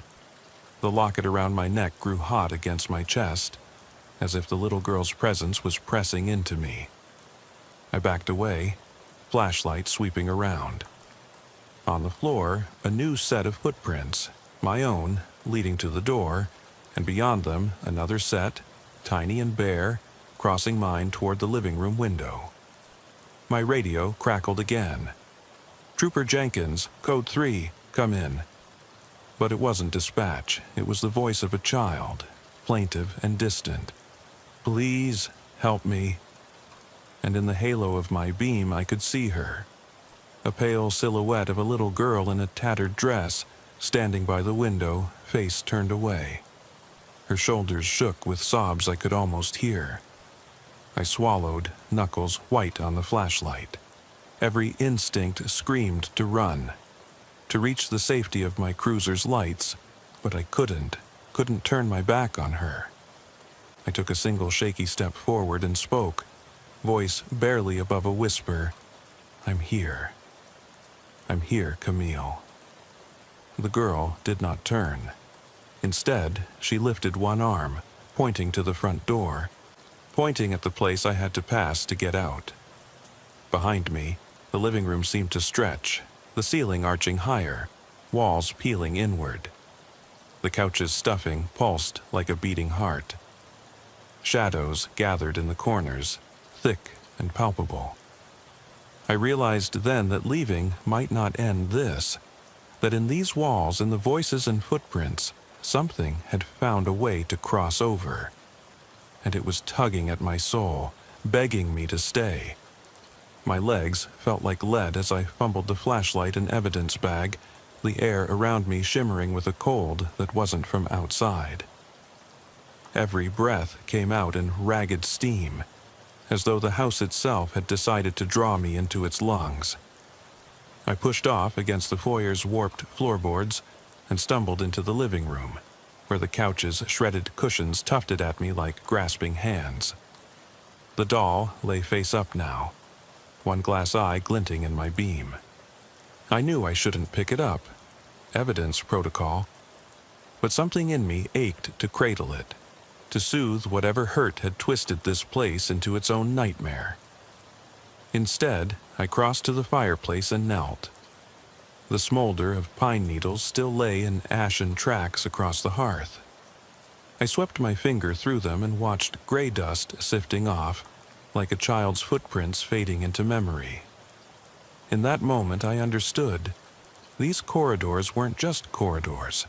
They were veins of loss and longing, each gust of wind, each whisper, each scrawl of mud telling the same story. We were here. We want you to remember us. A soft whimper drew my attention upward. There, in the archway leading back toward the kitchen, stood the little girl, barefoot, in a dress dusted with ash. Her hair hung in damp tendrils around her face. Her eyes were two dark hollows, impossibly deep. My throat went dry. I knelt slowly, lowering my flashlight so as not to blind her. My name's Carter," I said, voice catching. "I knew your name was Camille. I'm sorry." She didn't move. She simply stared, head cocked like a bird listening for rain. I swallowed and stood, stepping toward her. Each board underfoot moaned. She reached out a tiny hand, palm up, an invitation, an entreaty. In her palm lay a single splinter of wood, charred at one end. I recognized it as a shard from the rocking horse's broken leg. It looked harmless there, cradled like a precious talisman. My radio crackled feebly at my hip. I pressed the button, fingernails rattling. No dispatch, no backup. Just static and that faint echo of a lullaby. I glanced down. The shard pulsed in Camille's palm, glowing a dim orange. She waited. My heart thundered. I felt a surge of sympathy. I wanted to comfort her, to tell her she was safe. But her sorrow radiated like a beacon, pulling at something deep in me, something that whispered I belonged here with her, forever searching these empty rooms. I stepped forward, crouching until our eyes were level. "You're not alone," I whispered. "I hear you. I see you." She blinked once, only once, but the whisper of her name floated through the room. Camille. The walls shuddered. I stood abruptly, nearly dropping the flashlight. The foyer lights flickered on high overhead, then cut out, plunging me into uneven circles of brightness and shadow. From somewhere behind me, a scraping noise. Jenkins. I whirled, flashlight beam swinging, and saw him leaning limply against the mantel, eyes blank but alive. He held out his hand, as if waiting for me to take it, guiding me back to reality. I tore my gaze from Camille and rushed to him, heart leaping. His skin was ice cold. His uniform smelled faintly of smoke and something metallic, fear maybe. I wrapped my arm around his shoulders. He sagged forward. "We need to go," I said, voice thick. "This place, it's collapsing." The ceiling above us groaned. A plaster cornice cracked and fell in a dusty arc. I half-carried Jenkins toward the door. As we passed the staircase, Camille's silhouette appeared at the top, rocking gently. Her lullaby wove itself through the rails, dragging my gaze upward. I hesitated. My boots scraped against something on the floor. I looked down. A child's shoe, singed at the toe. I recognized the style from the diary pages. Emily's shoe, not Camille's. My stomach turned. I looked to the staircase. Now, two tiny figures sat on the landing, Camille and Emily, each holding a small broken toy. Their heads turned in unison to watch me. My breath hitched. I hoisted Jenkins again and bolted for the front door. The hallway extended unnaturally long, as though the house had grown in my absence. Floorboards rippled underfoot. Wallpaper peeled away in folds that whispered secrets, muffled cries, half-spoken names, pleas for release. The porch light glowed through the doorway, our way out. Yet, with every step, it seemed to recede. Behind me, footsteps. Tiny, padding. I dared not look back. The air burned in my lungs as I sprinted across the foyer, Jenkins's weight pulling at me. My hand shook on the doorknob, but it would not turn. I yanked with both hands. Metal whined. I shoved my shoulder into the door. It budged. Wood splintered. I slammed through into the night. I collapsed on the gravel, cradling Jenkins's inert body. Beyond us, the Harper house loomed silent, dark windows like empty eye sockets. The trees whispered, leaves rustling as if mocking my escape. Camille's lullaby drifted out through the open doorway, distant and haunting. I fumbled for my radio. "Trooper, 5 to 2. We're out. We're clear. I need code 3, EMS, mental health, now." My voice trembled. Through the static, I thought I heard a child's voice. "Thank you." Then nothing. I sat there, holding Jenkins, heartbeat echoing in my ears, watching Dawn's pale fingers stretch across the sky. Crawling to my feet, I slammed the cruiser door open and pulled Jenkins inside. As I buckled him in, I noticed in the seat's upholstery a smudge of ash, and tiny footprints leading down toward the passenger door. I hesitated, flashlight raised. The footprints faded into nothing at the threshold. I climbed in, radio in hand, and slammed the door shut. We drove away without speaking. The Harper farmhouse shrank behind us, swallowed by pre-dawn gloom. Sirens wailed as EMS converged on mile 42. Dispatch crackled their usual chorus of questions and code checks, but I only half listened. My mind replayed every moment. The locket, the tally marks, the diary pages, the children's voices. Each image was a knot in my memory, tighter with every heartbeat. At the hospital, Jenkins was taken inside on a stretcher. I could hear him muttering fragmented pleas. "Camille, Emily, save us." I followed into the ER bay, but was stopped by a nurse who took my badge and told me to wait. So I did, in a stiff chair under harsh fluorescence, scanning my reflection in the polished floor. My uniform was torn, smeared with dust and ash. My hands shook too much to light a cigarette. Hours passed. A detective arrived with a digital recorder, asking for a statement. As I began to recount the night, I paused at the memory of the doll's single eye glinting in the dark. My eyelids fluttered, and for a moment I saw that glint in the nurse's ID badge clip as she passed. But when I blinked again, it was gone. They asked if I was all right. I nodded, voice brittle. They didn't press. They sent me home on paid leave pending a thorough investigation.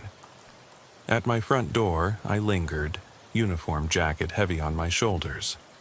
I reached into my pocket for the locket, but it wasn't there. My heart thundered. I patted both pockets.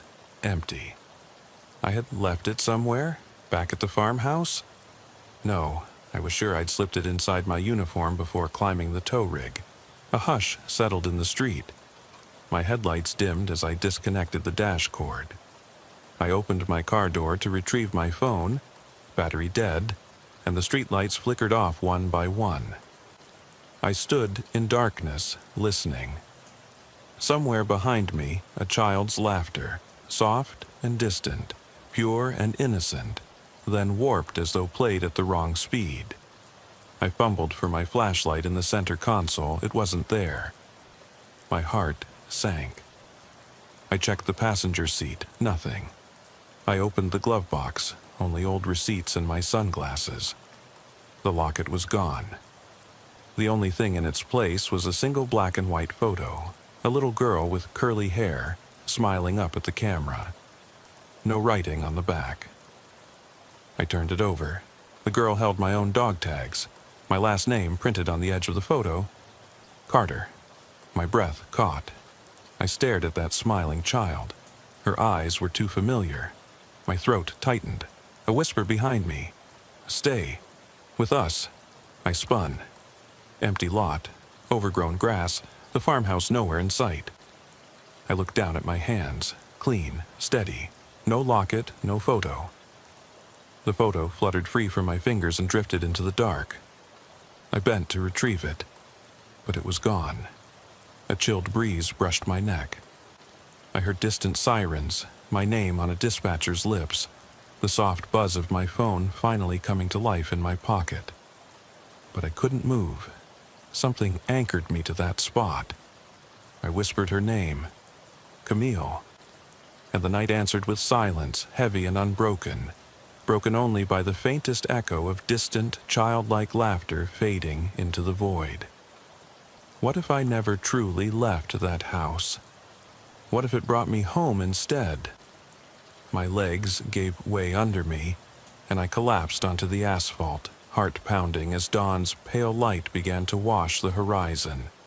The whisper of that distant, warped child's laughter echoed in my ears, like drops of ice in my bloodstream. I fumbled at my belt for the handheld radio. Static hissed back at me.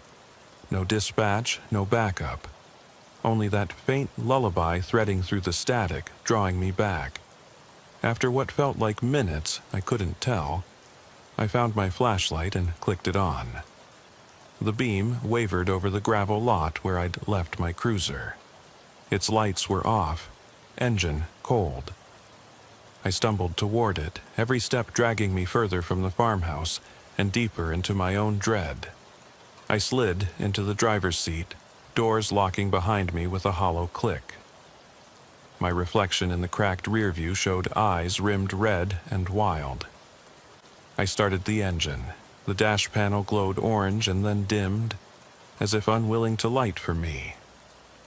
I drove in silence, tires whispering on the 2-lane back road toward Edgefield Station, mind replaying every moment of the night.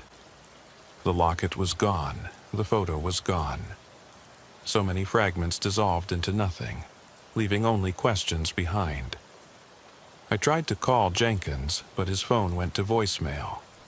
The lieutenant's messages nagged on my mind. He needed that debrief, needed my report, but I couldn't bring myself to speak. Words felt hollow. My cruiser pulled into the station lot at 5:47 a.m. Fluorescent lights buzzed overhead as I climbed out. I shook the steering wheel clear of dust and stepped toward the evidence locker. Inside, the diary pages I'd bagged lay under a clear plastic folder. I traced my finger over Emily's final entry, unfinished, smeared in rust brown. I closed my eyes and heard the attic's insulation crackle under my weight. I snapped the folder shut. Lieutenant Harris met me in the hallway. His face was drawn, fatigue etched deep in his eyes. I nodded at the folder. He led me to the briefing room where Detective Monroe waited, recorder in hand. I sat and exhaled, scrubbed my hand over my face. "It happened," I said. He pressed record. I began stumbling through the timeline. Crash, clear up, abandoned sedan, footprints, Harper House, attic, Jenkins missing, and found the tally marks, the toy horse, the whispers, the children's drawings, the final chase out the front door. Detective Monroe's pen scratched over pages.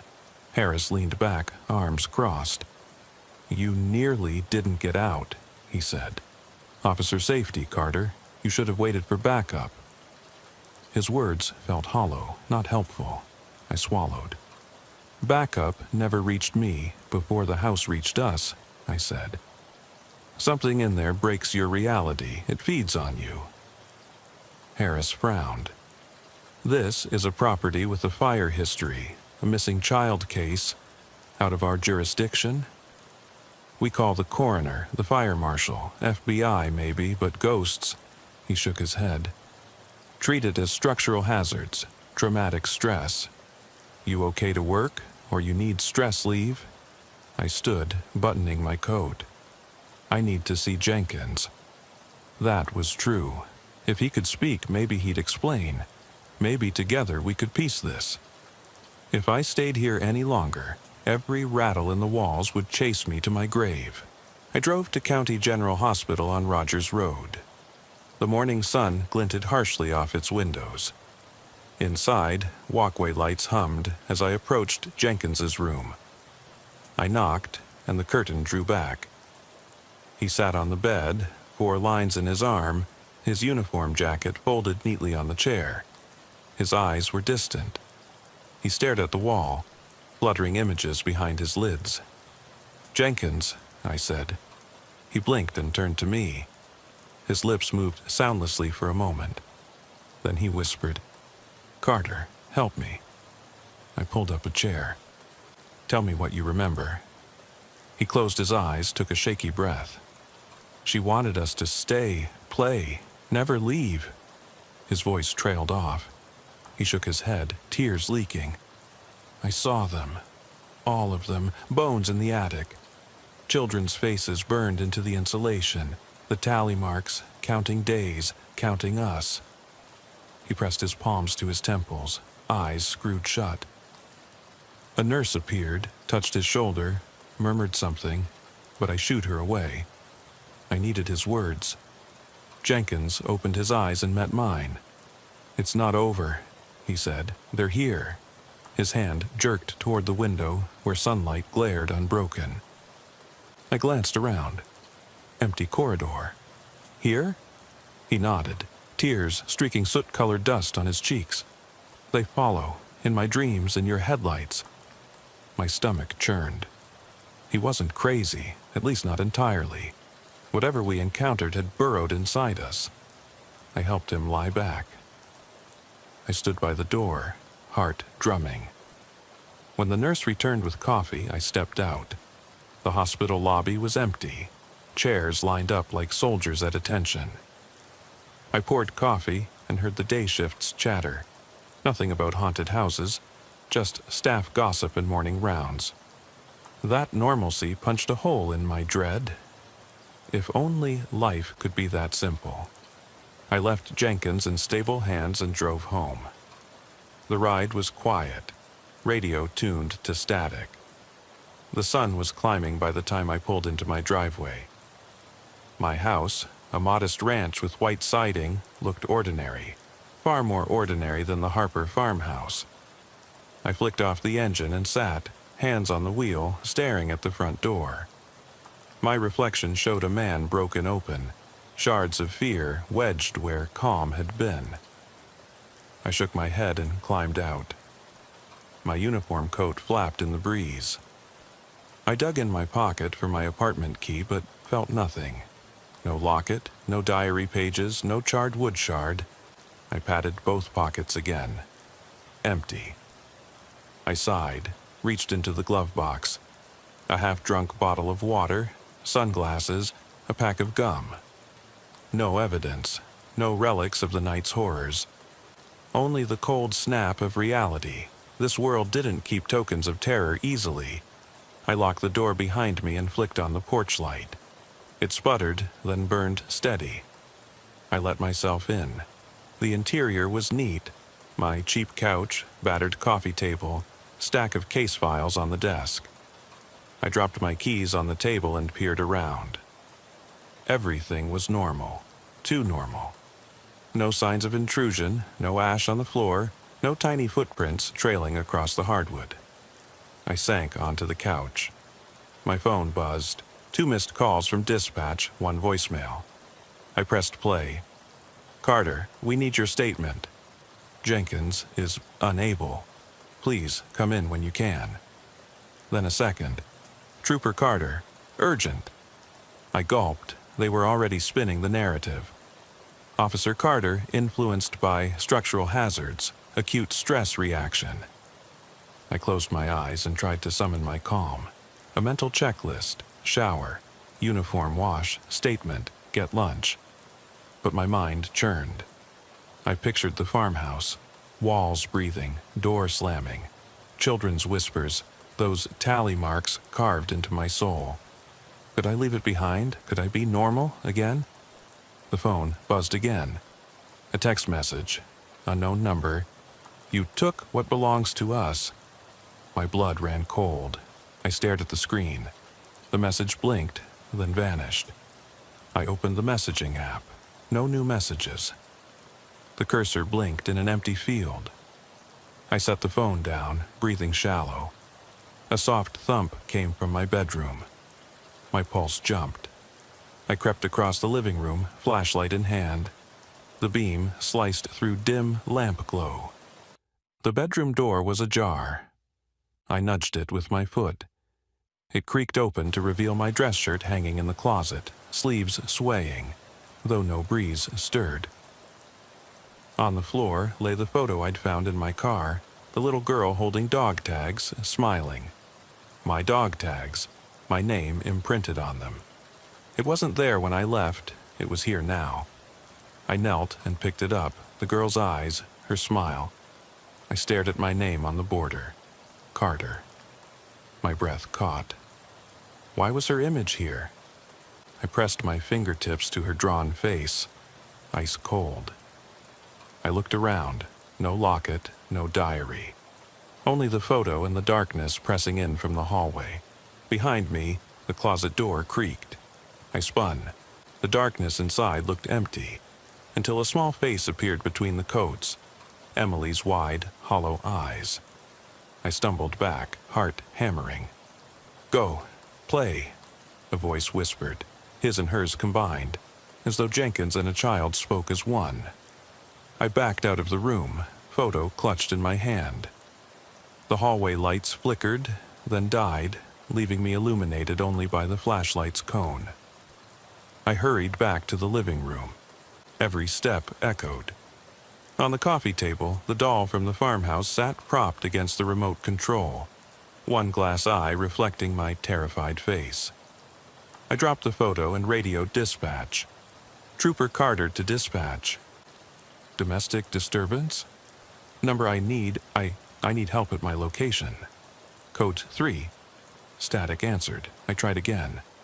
Dispatch. Respond to 220 Oakwood Drive. Officer down. Psychological distress. The radio crackled once. Carter, we know. Then silence. The doll's head turned toward me. Its one eye glinted. I dropped the flashlight. The doll's plastic arm twitched. My phone rang. No number. I answered on instinct. Carter. A child's whisper, layered with Jenkins's broken tone.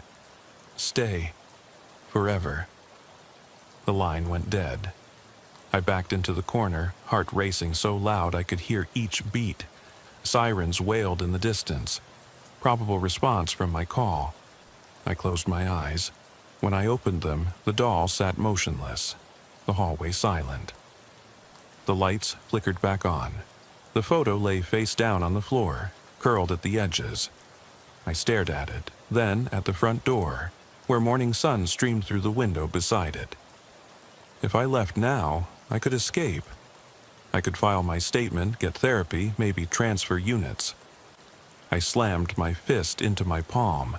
No, I said to myself, this stops. I grabbed jacket and keys, yanked open the door, and froze. Footprints in ash dust trailed from the threshold to my cruiser, parked on the street. Small, bare prints, and beside them, a larger boot print with a crack in the sole that matched my right boot. I swallowed. The footprints ended at the curb. Beyond them, the street curved away. The morning breeze whispered through the oaks like a child's sigh. I stepped outside. The footprints faded under my boots. I looked down. My right boot had no crack, sole intact. I drew in breath. Something marked my boot last night when I fled. A single leaf fluttered down, landing at my feet. On its surface, scrawled in mud, "Come back." My blood ran cold. I backed away, keys rattling, radio still in hand. The door swung shut on its own behind me, latch clicking home. I glanced back at my home, my sanctuary, now a vessel for the Harper house's sorrow. And I realized I had never really left that house. It had followed me home. I stood on the porch, wind stirring my uniform coat, sirens growing closer down the street. I clutched the doll's missing eye in my pocket, the photo in my hand, and stared at the horizon turning gold. In that moment I asked myself, was I ever truly free, or had I become just another echo in the Harper house's long, unending tale? I parked under that sputtering amber glow of the lone highway lamp and cut the engine. Silence slammed into me harder than the cold wind whipping down State Route 87. My breath came out in short, visible puffs as I checked my watch. 00:17. November nights in South Carolina can sneak up on you with a bone-deep chill, and this one was no exception. I stepped onto gravel, the crunch echoing far too loud in the stillness, and flipped on my flashlight, its beam carving a tunnel of light through the black. Dispatch had called it a routine welfare check, screaming heard at the old Collier farmhouse off the mile marker. Routine. I forced the word down like bitter medicine. The radio at my shoulder crackled once, then went dead. Static. No answer when I keyed the mic. Just the hiss of white noise fading into the night. I toggled the switch, tried again, nothing. My pulse quickened. Out here, a dead radio meant you were on your own. I swallowed, fought the familiar knot of anxiety that tightened in my gut every time I found myself cut off. I wasn't far from backup quarters, but backup still had to drive through miles of empty road before they could pull up behind me. I followed the gravel drive toward the farmhouse, trees closing in on either side like sentinels. The air smelled of damp pine and decay, wet leaves rotting underfoot. Up ahead, the rickety porch sagged under the weight of years, its boards cracked and splintered. A single figure rocked on the top step, an older man in a threadbare jacket, his head bowed and his shoulders shaking. As I drew closer, I saw he was crying, low, desperate sobs that ripped through the quiet. "Sir," I said, voice firm but calm, "I'm Corporal Jackson with the South Carolina Highway Patrol. Can you tell me what's happening here?" He lifted his head slowly. Pale face, eyes haunted. He mumbled about voices, repeating, "She's here. She's calling." His words slurred together, nearly intelligible. I knelt beside him, hand resting lightly on the butt of my holstered pistol. Not to scare him, but because instincts die hard. "You said you heard screaming?" He nodded, tears tracking dark lines down his cheeks. "In there, in the house." He pointed with a trembling finger at the dark entrance. I signaled my partner on Channel 3, but the only response was static. I drew a deep breath, lifted my flashlight, and pushed the front door open. It groaned on rusty hinges, a sound like a wounded animal. Inside, the vomit-sweet stench of rot hit me full force. I blinked, fought the urge to gag, and forced my grip on the flashlight steady. The beam swept across overturned chairs, scattered newspapers yellowed with age, and a layer of dust so thick it looked like a pale carpet. "Anyone here?" I called, voice echoing through the open floor plan. Silence answered. My eyes darted to the kitchen to my right. Dishes piled high in the sink, mold creeping along the rim of an abandoned mug, a cluster of empty pill bottles spilled on the counter like little white tombstones. A half-empty bottle of Jack Daniels lay tipped over, label stained with something dark. I jotted a mental note. This wasn't the first wrecked home I'd seen, but it felt different, more deliberate. I edged down the narrow hallway, every footstep loud as thunder. The flicker of my light caught a faded family photograph lying face down, two smiling parents holding a toddler. I paused, reverent for a moment, then flipped it over. The faces were scratched out, gouged by some careless hand. A lump rose in my throat. Even hardened criminals had lines they wouldn't cross. Whoever did this had no conscience. Upstairs, the air turned brittle. The beam revealed a series of doors. Bedroom, guest room, a locked closet. I eased open the master bedroom door. The sight froze me. On the edge of the bed lay two bodies, coated in ash-gray skin. Their features were hollowed, eyes gaping. Flies buzzed overhead in lazy loops. I swallowed hard, forcing myself closer. One was a woman, long hair matted, mouth slack. Beside her, a smaller form, an infant, curled tight, as if asleep. But something was off. A soft creak behind me made my heart jackhammer. I spun, light whipping to the doorway, nothing. Then a faint sound, like a child's cry, barely audible, but unmistakable. My flashlight flickered twice. I backed away, adrenaline flooding my veins. In my peripheral vision, the baby on the bed shifted, arm lifting just enough for me to see a tiny fist unclench. I blinked. It should have been still, dead, but that hand moved. Blood pounded in my ears. I fumbled for my radio, voice shaking when I keyed the mic. "I need backup, suspected homicide scene, multiple victims, infant." The transmission garbled into static. I slammed the mic against my palm in frustration. When I turned back, the baby was gone. Only the woman remained, her hand resting on the empty space beside her. My breath caught. The closet door creaked open behind me. My pistol was in my hand before I realized I'd drawn it. The hallway light above me flickered, casting long, hungry shadows. I took a step back, another child's cry, closer now, echoing from the dark closet. My boots scraped the wooden floor. Something moved inside. My flashlight beam quivered as I aimed. Then the crying stopped. Complete silence. Too quiet. I whispered, "State Patrol 51."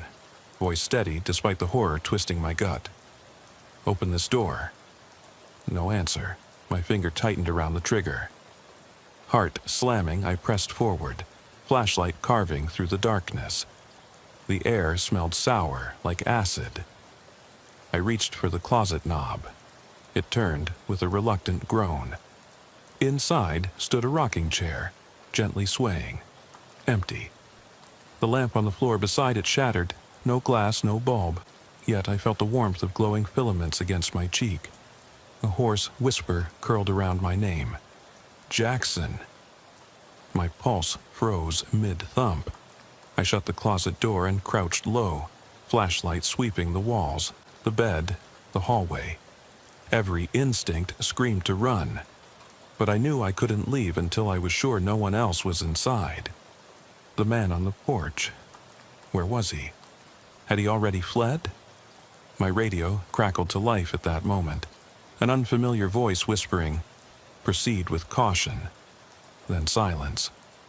I swallowed, steadied my breath, and backed toward the door.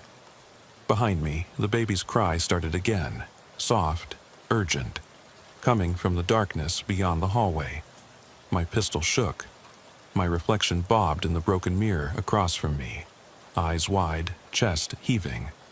I exhaled slowly. "I'm coming," I whispered. And I stepped into the corridor.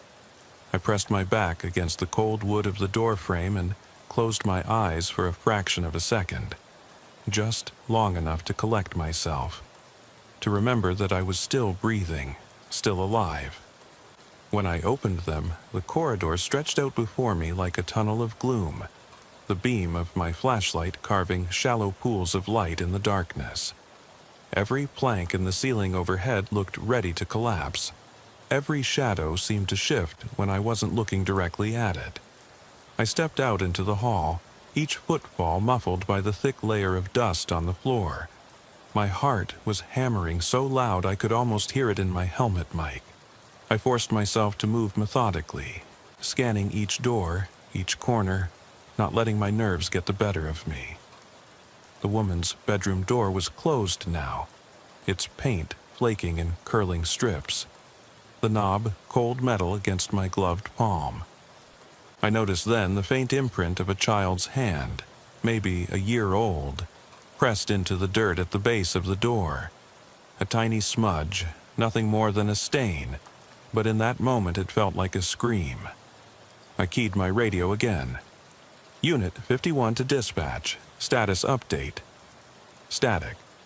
Nothing but white noise that crackled like broken glass. I could taste the grit in my mouth. I cleared my throat. "Unit 51, can anyone hear me?" "Backup status?" My own voice sounded alien, distant, as if it were coming from someone else's throat. I shook my head, unable to stand the sound, and flicked the mic shut. Turning back to the closed door, I pushed my shoulder against it. It swung inward on one rotten hinge, the scrape of wood against wood a slow, agonizing sound. My light swung around the room in a lazy arc.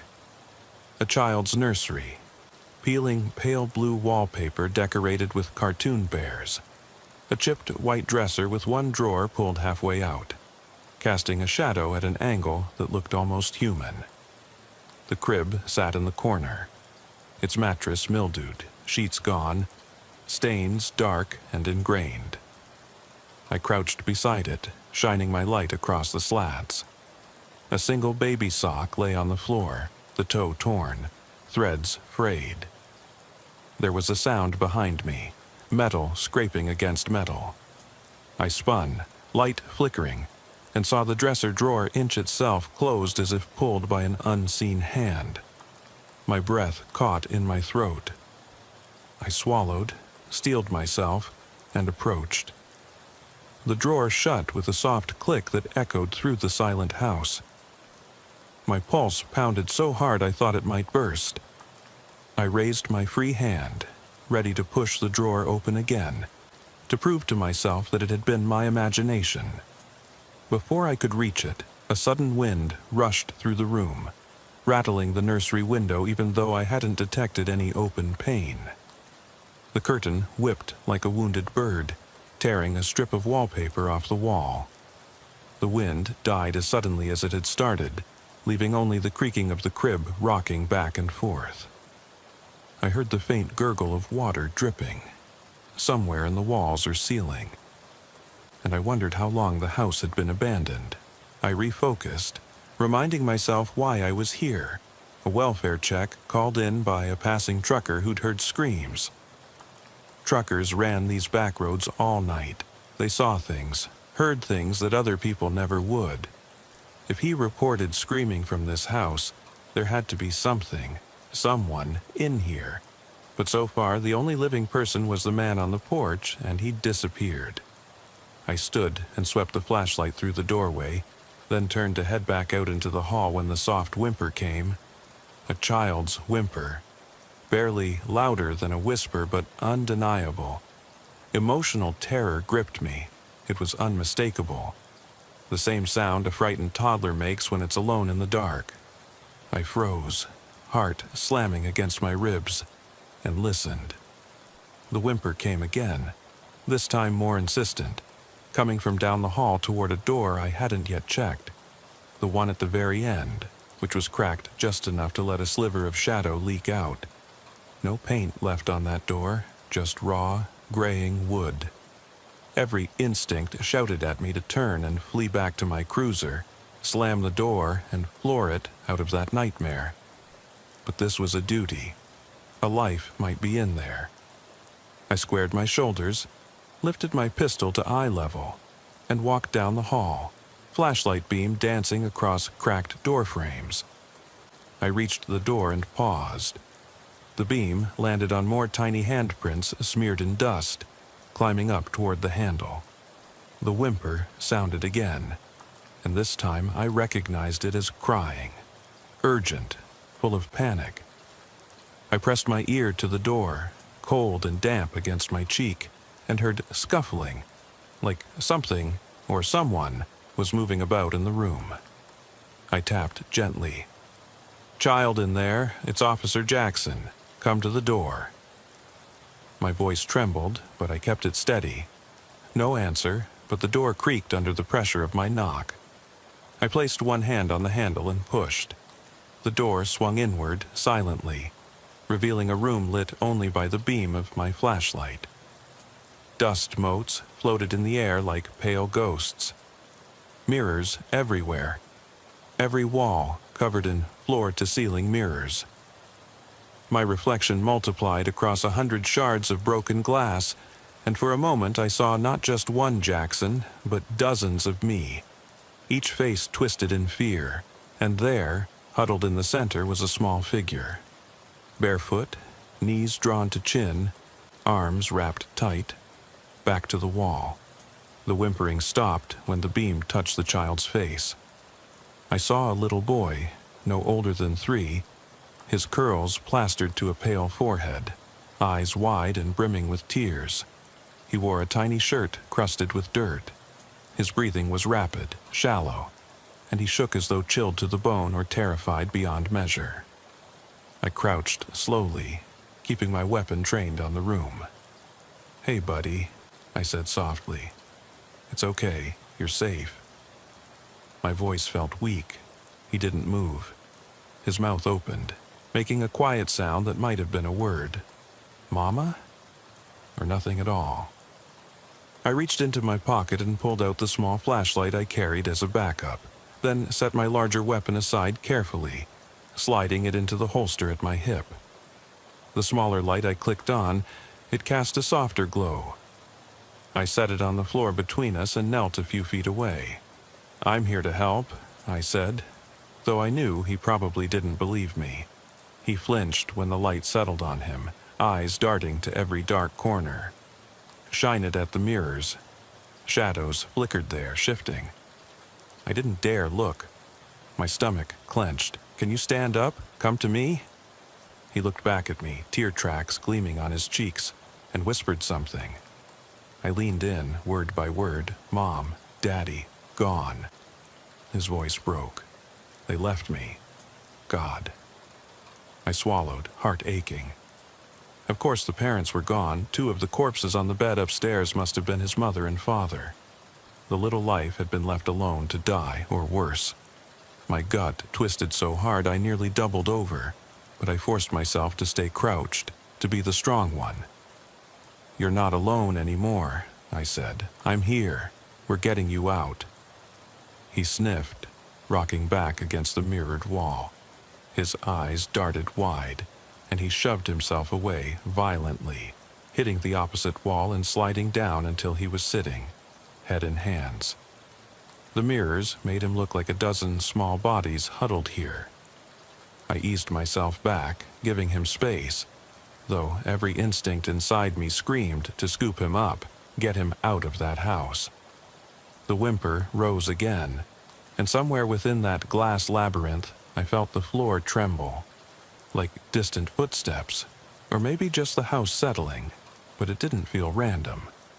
I clicked off the backup light and grabbed my flashlight again. Shadows twisted in the glass, each reflection a silent scream. I flicked my beam around, heart in my throat, until the tiny boy's face reappeared. His tears caught the light, tiny prisms of reflection. "Hey," I said quietly. "Let's get you home, all right?" He didn't answer, but when I held out my hand, he looked up and hesitated. His little fingers flexed. I exhaled. "It's okay, you can trust me." Slowly, painfully, he reached out, fingertips brushing mine. I felt his skin cold as ice. I wrapped my hand around his, careful not to startle him, and helped him to his feet.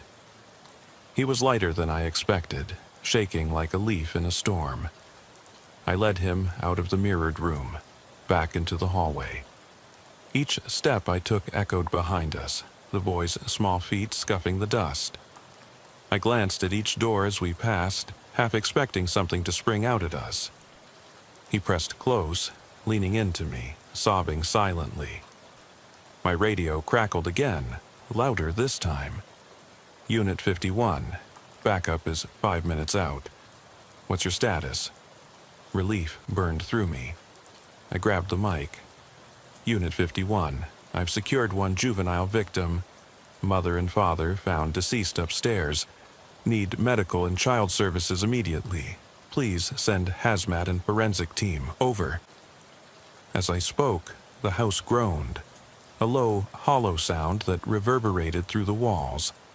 The boy stiffened, hand squeezing mine. I looked at him and swore I saw a third pair of eyes in his reflection on the wall, right behind us. My partner's cruiser lights hadn't arrived yet, but somewhere beyond the boarded window, headlights swung side to side. I guided the boy down the stairs, slowing so he wouldn't slip. Every step was a gamble, rot that might give way, nails that might pierce skin, but he needed to get out. At the bottom, he ran ahead a few feet, then turned, looked back over his shoulder as if someone was following us. I kept my flashlight trained on the stairwell and reached the front door just as the engine noise grew louder. I flung it open and stepped outside, pulling the boy into my arms. His little body was trembling against mine. I held him tight, whispering, "You're safe now." In that moment, the sky above the porch registered on me, a deep, bruised purple with stars blinking through thin clouds. The wind had died. Even the nearby pines were still. My partner's cruiser pulled up behind me, lights washing over the dusty porch in harsh blues and reds. I shielded the boy's face from the glare, hugging him closer. "Got him," I said through the commotion, voice strong. "He's alive."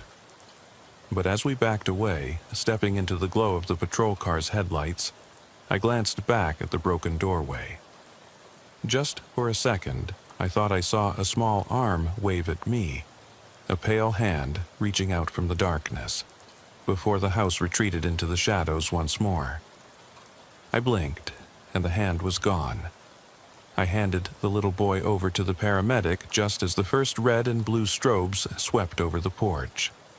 He clung to my uniform shirt, tears still fresh on his cheeks, and buried his face in my shoulder. The medic murmured reassurances to him, soft words I could barely hear over the roar of the ambulance engine warming up behind us.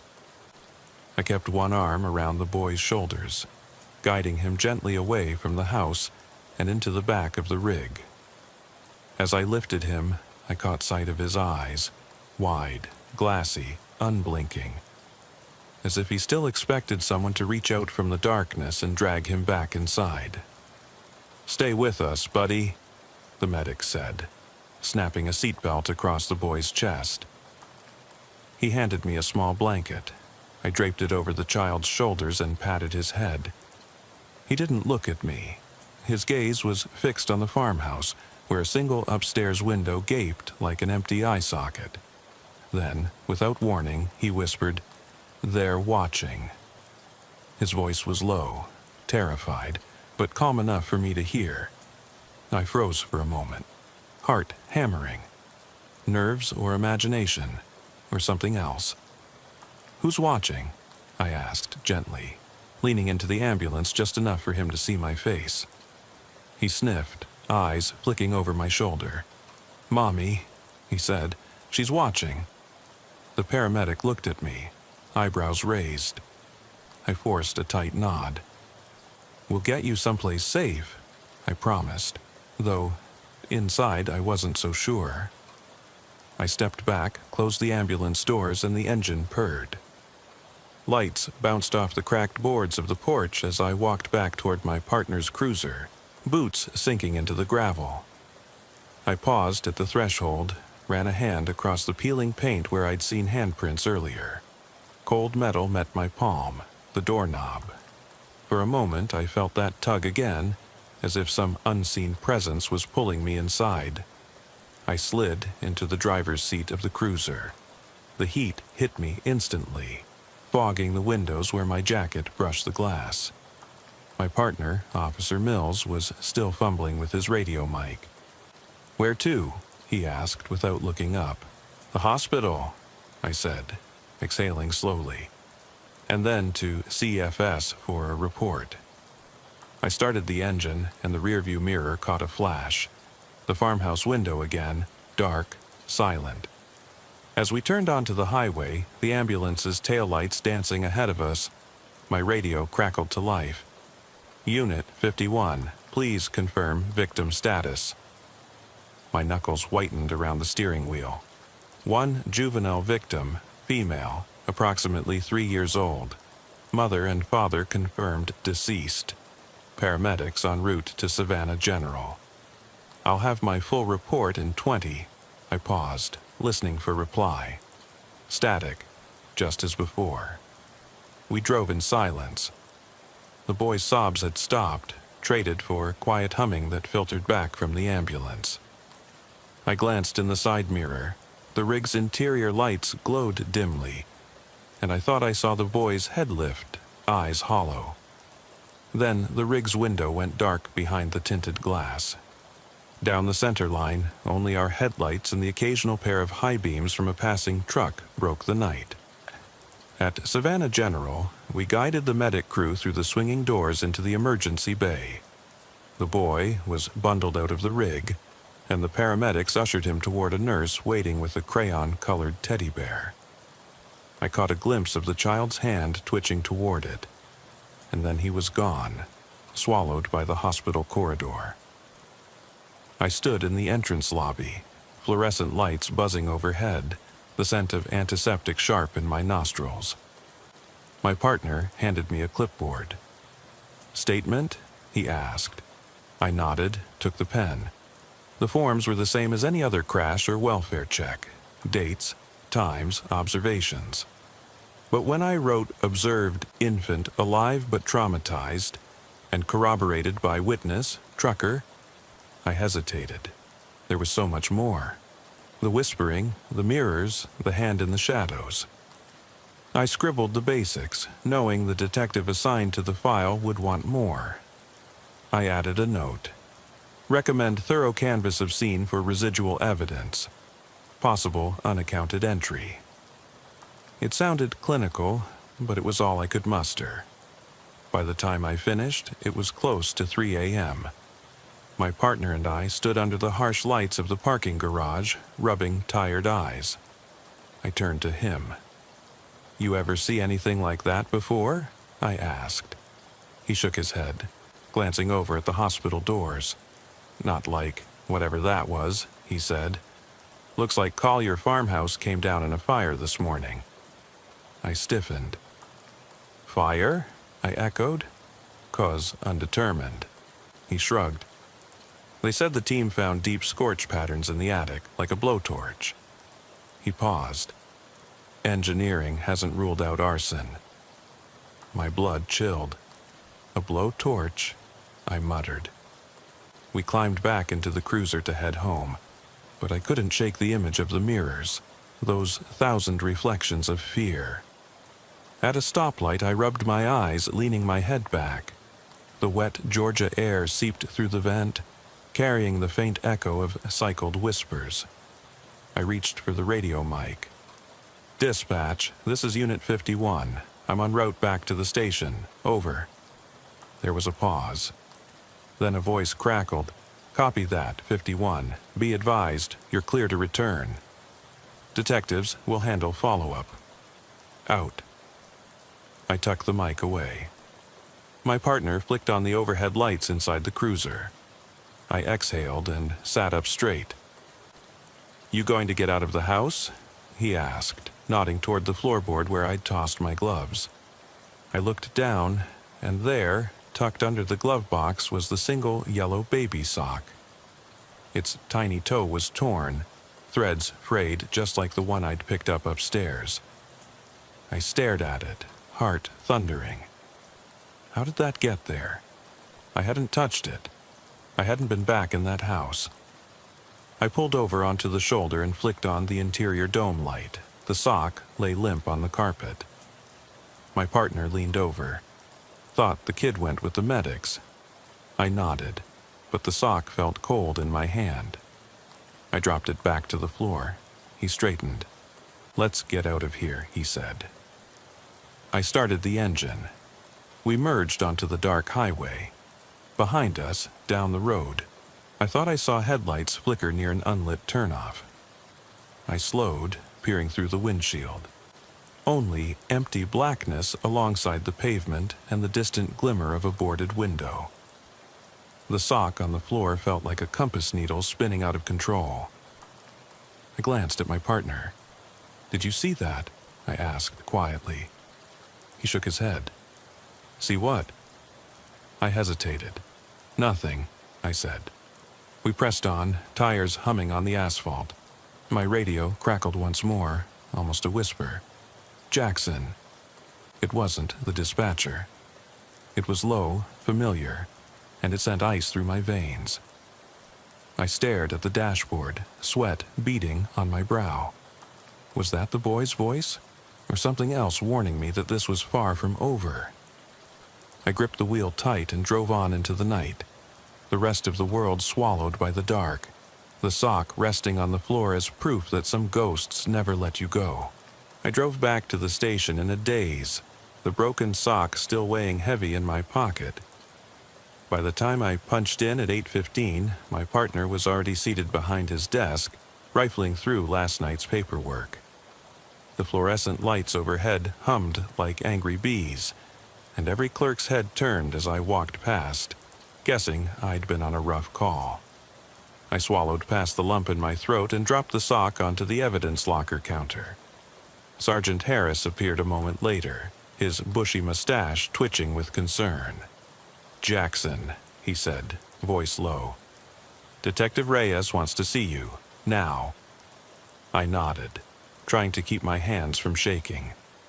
In the detective unit's bullpen, Reyes sat behind a cluttered desk scattered with photos, charred timber, broken windows, and a single mirror shard specked with soot. He looked up as I entered. "Corporal Jackson," he said, pointing to a chair. "Sit." I obeyed, tight-lipped. He slid a glossy aerial shot across the desk. "That's Collier property at dawn the morning after the fire." A smudge of white on the burned-out foundation caught my eye. "What is that?" I leaned in. On the step where I'd first found the man, now reduced to ash and concrete, lay something pale, the outline of a sock, faded, scorched at the toe. I couldn't speak, my throat closed up. Detective Reyes studied my face. "You didn't just see a ghost, Jackson. You saw physical evidence." He set his hands flat on the desk. "We need your full statement, and I want your radio logs, any photos you took, everything." The rest of the day passed in a blur. I dictated over and over the events, finding the boy, the corpses, the nursery, the whisper, the sock. My voice grew raw. They fingerprinted the sock, tested it for DNA, dusted for prints on the mirror shards. Every time I passed the burned farmhouse photo on the wall, I felt eyes on me, looming from the charred window frames.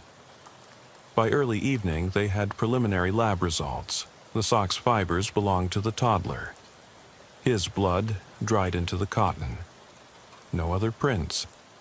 The mirrors had scorch marks, irregular blisters, consistent with some high heat source, but there was no source on the property that could account for it.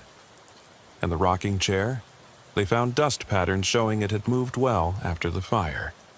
I went home to try to sleep, but every corner of my cabin felt too small. Shadows crept along the walls like hungry animals. I lay awake, listening to the hum of the router, every creak of the floorboards sounding like a footstep. At 2 a.m., I heard the faint patter of feet outside my bedroom door. I froze, heart pounding, straining to hear more. Nothing followed. The next morning, I woke at 5:30, ran a cold hand through my hair, and headed out. I needed answers, and if official channels were stalled, I'd get them myself. By 6:45, I was back at the Collier lot, coffee in hand. The place was a death zone of ash and blackened beams twisting skyward. A yellow police tape sagged between two charred posts. I ducked under it, ignoring the caution warnings, and stepped onto the ashen floor.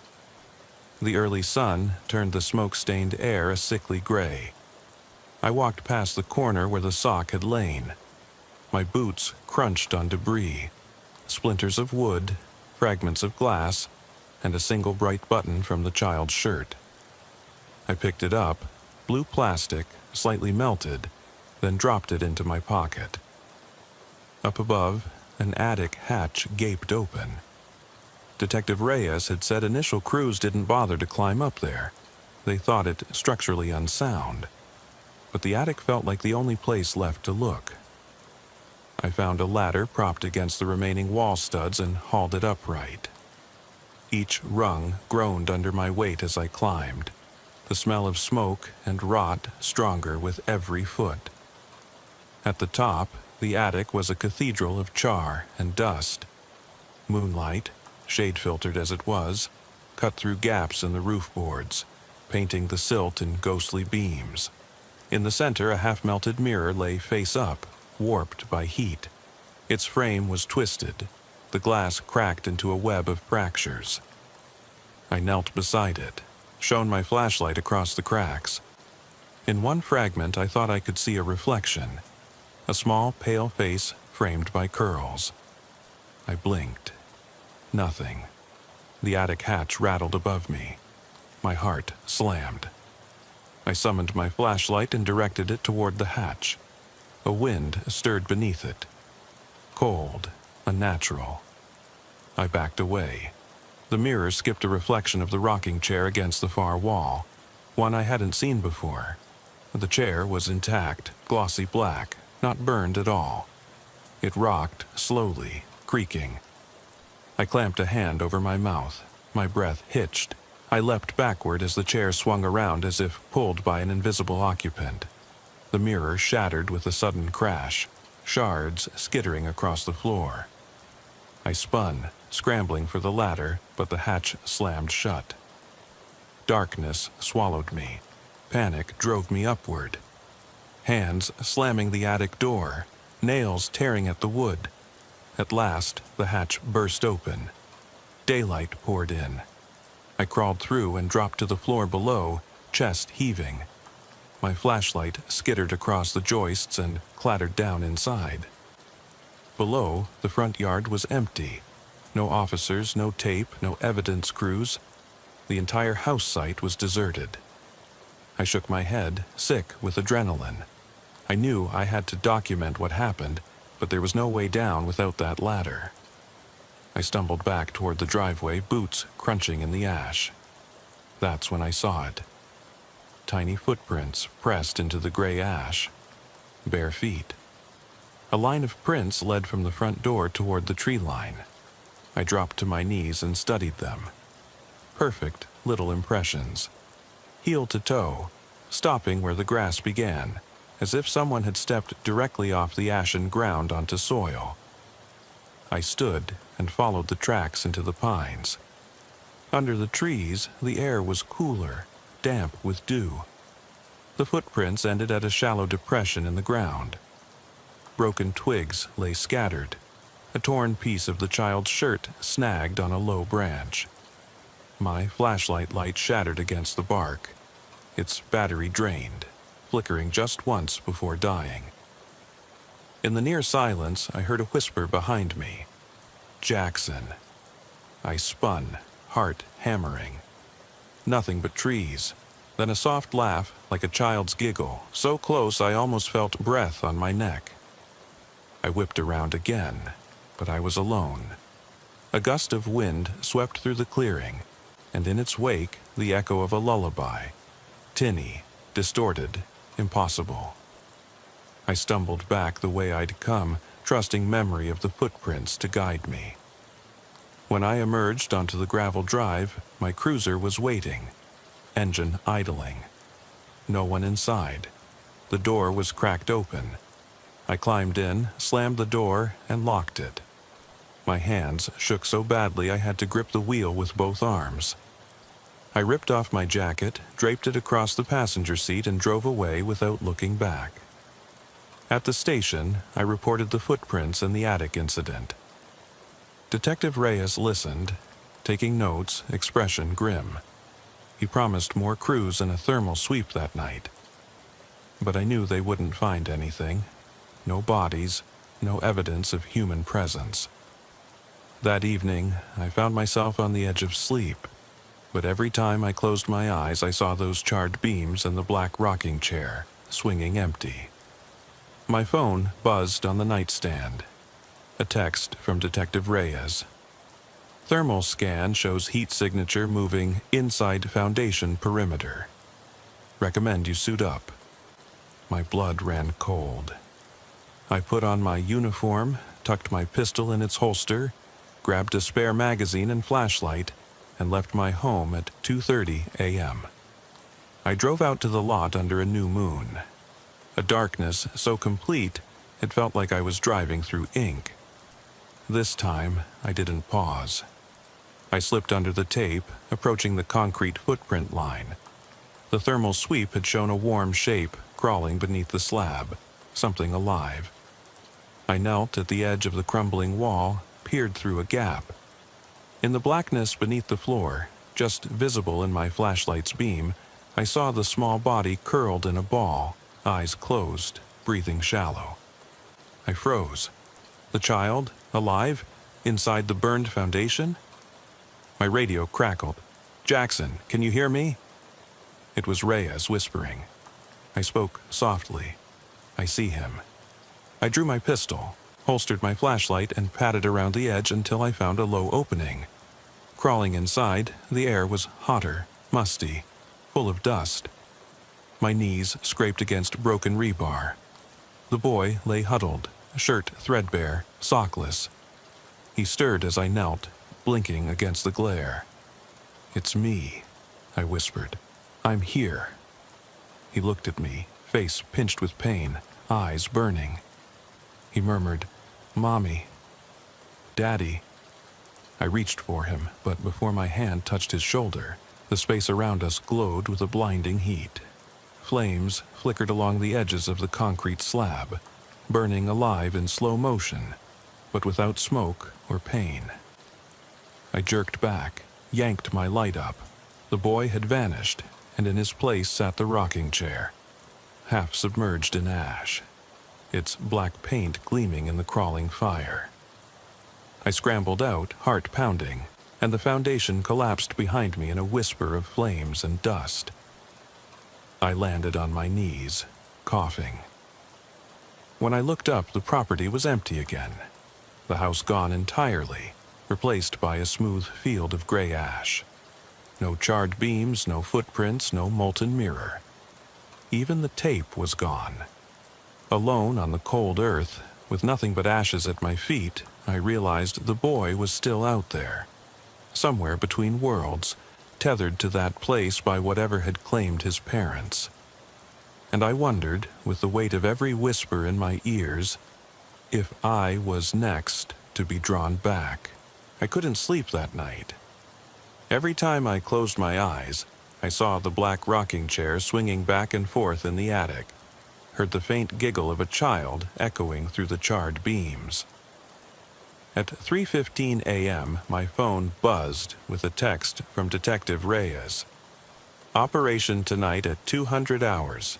Meet at the lot." I rubbed the grit from my eyes, pulled on my uniform, and swallowed 2 black coffees before I felt steady enough to drive. The drive out to the Collier property felt endless. Highway lights flickered past in slow motion, and my cruiser's heater rattled like a wounded animal. My dash cam blinked its timestamp. 1:47 a.m., March 12th. Just under 2 hours since I'd last been there, but it felt like a lifetime. I parked behind the detectives' SUVs in a cluster of unmarked vans. K, 9 unit, fire marshal, hazmat, and a private excavation crew Reyes had hired. Yellow floodlights cut triangles of brightness into the night, illuminating the ashen field where the house once stood. Reyes met me at the edge of the site, face grim beneath his baseball cap. He handed me a thick notebook. "That's the site map and notes from the thermal scan," he said. "Ground-penetrating radar shows a cavity running from the old attic hatch down under the foundation, like a buried tunnel. I want you frontline, coordinate the search." I nodded, thumb tracing the dotted line on the map. "I won't let him down," I said. Behind me, the K-9 team flanked a pair of German shepherds, their handlers quiet as they prepped the dog's night vision goggles and infrared trackers. We spread out around the perimeter, flashlights bobbing in synchronized arcs. The excavation crew marked off a 2-foot grid with spray paint, and heavy equipment began scraping away the thin layer of ash. I stayed close to Reyes as he monitored his tablet, watching live thermal readings. Every time a patch of ground glowed faintly warmer, the crew lowered a metal detector and sifted the earth by hand. Rain threatened on the horizon, low clouds and distant thunder. A storm would complicate everything. About 40 minutes in, a crew foreman called out, "Found something." He knelt in the mud, pried up a charred fragment of what looked like a toy car. Its paint peeled, wheels fused, but the shape was unmistakable, a child's matchbox. I crouched beside him, ran my gloved finger over the warped metal. The handle of the car still bore a thumbprint too small for an adult. I closed my eyes, fought the wave of nausea. "Bag it," I said quietly. "Label it evidence." Not far off, the dogs began to bark, sharp, urgent. Their handlers swung infrared torches down a shallow trench. A dark shape lay half buried at the trench's edge, a crumpled teddy bear, its stitching torn, fur singed. I knelt again, lifted it gently by one arm. I recognized it instantly. The same teddy bear the medics had given the boy in Savannah General's ER, the one I'd only seen in photos. My heart hammered. This was no coincidence. The storm broke then, sheets of rain drenching us in seconds. Floodlights blurred into halos. Equipment shut down as generators sputtered. Dogs whimpered, handlers cursed. We scrambled to secure gear, but I was transfixed. The trench where we'd found the bear stretched toward the foundation rubble, water pooling inside like a shallow pond. I stood at the trench's lip, soaked through, flashlight beam slicing through the rain onto the murky water. "Jackson," Reyes barked over the wind. "We're pulling out until first light." He waved his arms, but I didn't move. My eyesight blurred, but in the water I saw shapes shifting, small limbs, pale and twisting beneath the surface. I knelt down, raising an arm to shield my face from the rain. The shapes sank, only the faint glint of a child's earring flashing for a moment. Then nothing but muddy water and reflections of the floodlights. I unsnapped my radio. "Unit 51 to all units. Report in." Static. Then a soft voice crackled through, so quiet I rubbed my ear. "Jackson, come down." It sounded like a whisper carried on the wind. I stood, dripping, and scanned the trench walls. The earthen sides were imprinted with footprints, tiny toes pressing deep into soft soil. They led into a collapsed section of broken slab. I crawled in, shoved aside roots and debris, flashlight beam dancing over jagged concrete edges. Inside, the cavity was a low tunnel, maybe 2 feet high, 3 feet wide, lined with ash and dust. My flashlight reflected off smears on the walls, childish handwriting in black soot. Words. "Mama, please hear." I whispered them to myself, swallowed hard. I felt my uniform stick to my skin, heart pounding like a drum. Every instinct screamed to back away, but I pressed forward, dragging my knees across gritty rubble. The tunnel angled down toward darkness.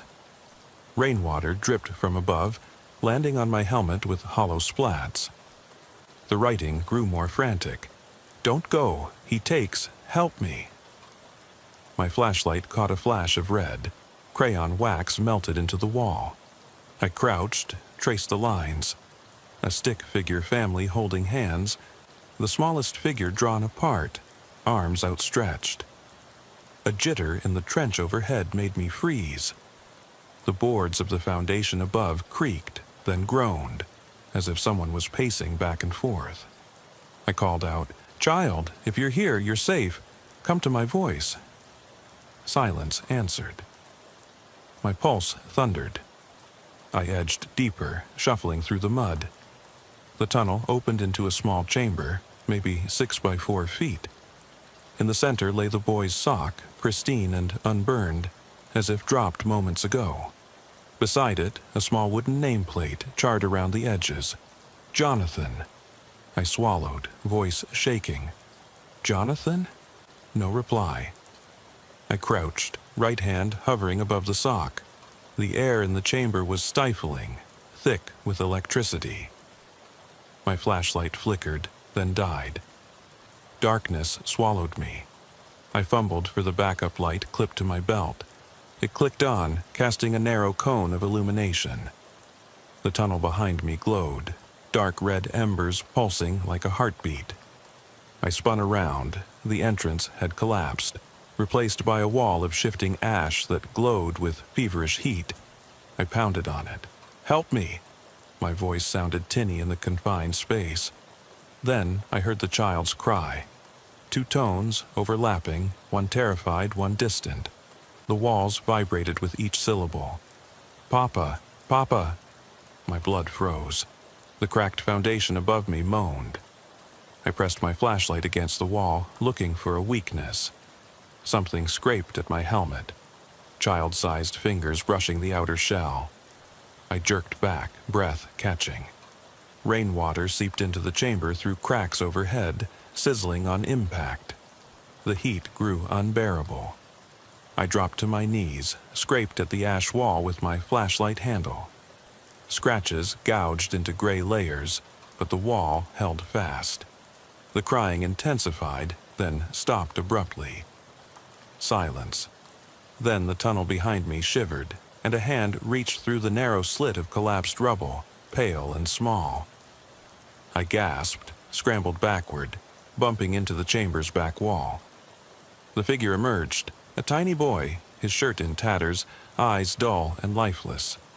He raised one finger to his lips. "Shh," he whispered. My heart froze. His mouth moved, but no sound came.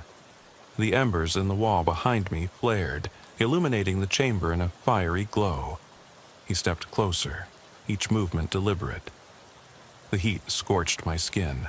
Sweat dripped into my eyes. I swallowed hard, voice hoarse. "Jonathan, you're safe now. Come with me." He lifted a hand, pointing upward. The rubble above trembled, revealing a sliver of sky, lightning flashing in the distance. He smiled faintly, lips cracking. The hush before a storm hung heavy. He took a step and then vanished into the wall of embers, as if absorbed by the heat itself. The chamber exploded in light. I raised my flashlight, shielding my eyes. When I looked again, the sock lay alone, and the tunnel entrance had reopened. The ash wall lay broken, a jagged opening leading back into the mud-filled trench. I crawled out, chest heaving, blood pounding in my ears. Behind me, the child's sock, soaked in rainwater, glittered in the floodlight's glare. Teams had gathered at the trench edge, flashlights converging on me. Reyes was running forward, rain streaking down his face. "Jackson, what the hell happened?" He skidded to a stop. I pointed at the sock. "He was in there. He showed me." My voice cracked. Then he vanished. Reyes eyed the chamber with horror. "We have to seal it," he said, but his voice wavered. I swallowed. "He's not done. He's still out there." He stared at me, mouth open. "We'll regroup in the morning," he said finally. "Get some rest." But rest was impossible. The K-9 unit packed up in silence, dogs whimpering. I stood alone in the rain, rainwater washing ash down my neck. Ahead, the collapsed tunnel glowed faintly before fading to gray. I looked for footprints in the mud, but found only my own. That night, back at home, I left my uniform on the floor and lay on my mattress, fully clothed, boots and all. I heard distant thunder roll across the sky, and I thought I heard a child humming a lullaby outside my window. I sat up, pulse racing. The room was empty, except for the sock draped over the corner of my nightstand. I reached out, fingertips grazing the soft cotton. It felt warm, almost alive. I yanked it away, hard in my throat, and flicked on the light. The sock lay there, innocuous. No burn marks, no stains. Just a child's sock calling me back. I woke before dawn, staring at the sock on my nightstand as a cold knot twisted in my gut. The cotton lay limp, its pale yellow hue unnaturally vivid in the dim hallway light that bled through my curtains. I pressed my palm to my chest, willing my heartbeat to slow, but all I felt was the echo of tiny footsteps running across my skull. My uniform hung at the foot of the bed, still damp from the rain and ash. I knew I couldn't stay here waiting for ghosts to come calling, so when my phone buzzed at 2:03 with Detective Reyes's message, "New sighting at mile marker 107, be there ASAP," I was already pulling on boots and grabbing my flashlight. The drive out was drenched in heavy silence, punctuated only by the thrum of tires on wet asphalt and the distant sigh of 18-wheelers passing in pairs. Mile marker 107 sat just beyond a curve where the road cut through a stand of magnolias, their blossoms wilting under the weight of last night's downpour. I slowed, scanning both shoulders for motion. Headlights from my cruiser lit up glints. Broken glass from someone else's roadside tragedy. A stray plastic cup. Then something small and pale curled on the gravel. I killed the engine and nudged my door open. Steam hissed out, curling like smoke around my legs. Kneeling, I shone my beam on the curled form. It was the boy, asleep in fetal position, shirt shredded, backpack open beside him, empty hip flask vials rolling in the mud. I lifted my voice softly. "Hey, buddy, wake up." His eyelids fluttered, and he blinked up at me. Eyes that should have been brown, but looked molten in the flashlight's glare. He tried to sit up, wincing. I knelt farther, keeping my tone steady. "You're safe. I'm here to help." He stared for a long moment, then whispered, "They said I had to come back." His words hit like a punch. I reached out to steady him, feeling his tiny frame tremble. I lifted him gently into my arms and carried him to the passenger seat, settling him onto the blanket Reyes's team had left behind. He tucked his knees to his chest, hugging himself like he might shatter if he stretched out. I closed the door carefully and clicked my radio. Unit 51 has visual on juvenile. Location mile marker 107. Requesting transport and child services. The static crackled. In the pause that followed, I heard the faintest echo of giggling carried on the wind. So distant I wasn't sure it was real. The boy broke the silence. "Can we go back now?" he asked, voice so small I nearly missed it. "Back to where it started." I glanced at the empty seat beside him. No khaki field, no cracked dashboard, just the ragged edge of the blanket. "We've got to get you somewhere safe first," I said. "Hospital, then?" He shook his head. "No hospital." He slid out of his seat, feet barely brushing the floor. Before I could react, he dashed toward the open driver's door, hands pressed to the windshield from the inside, eyes wide. "Follow me," he mouthed. Instinct screamed at me to grab him, but I slid out, running after his silhouette as it wove between the floodlights that still marked the Collier site. He didn't speak. He simply led me past the smashed-in foundation until we reached the stump of the ash tree where the tunnel entrance had once been.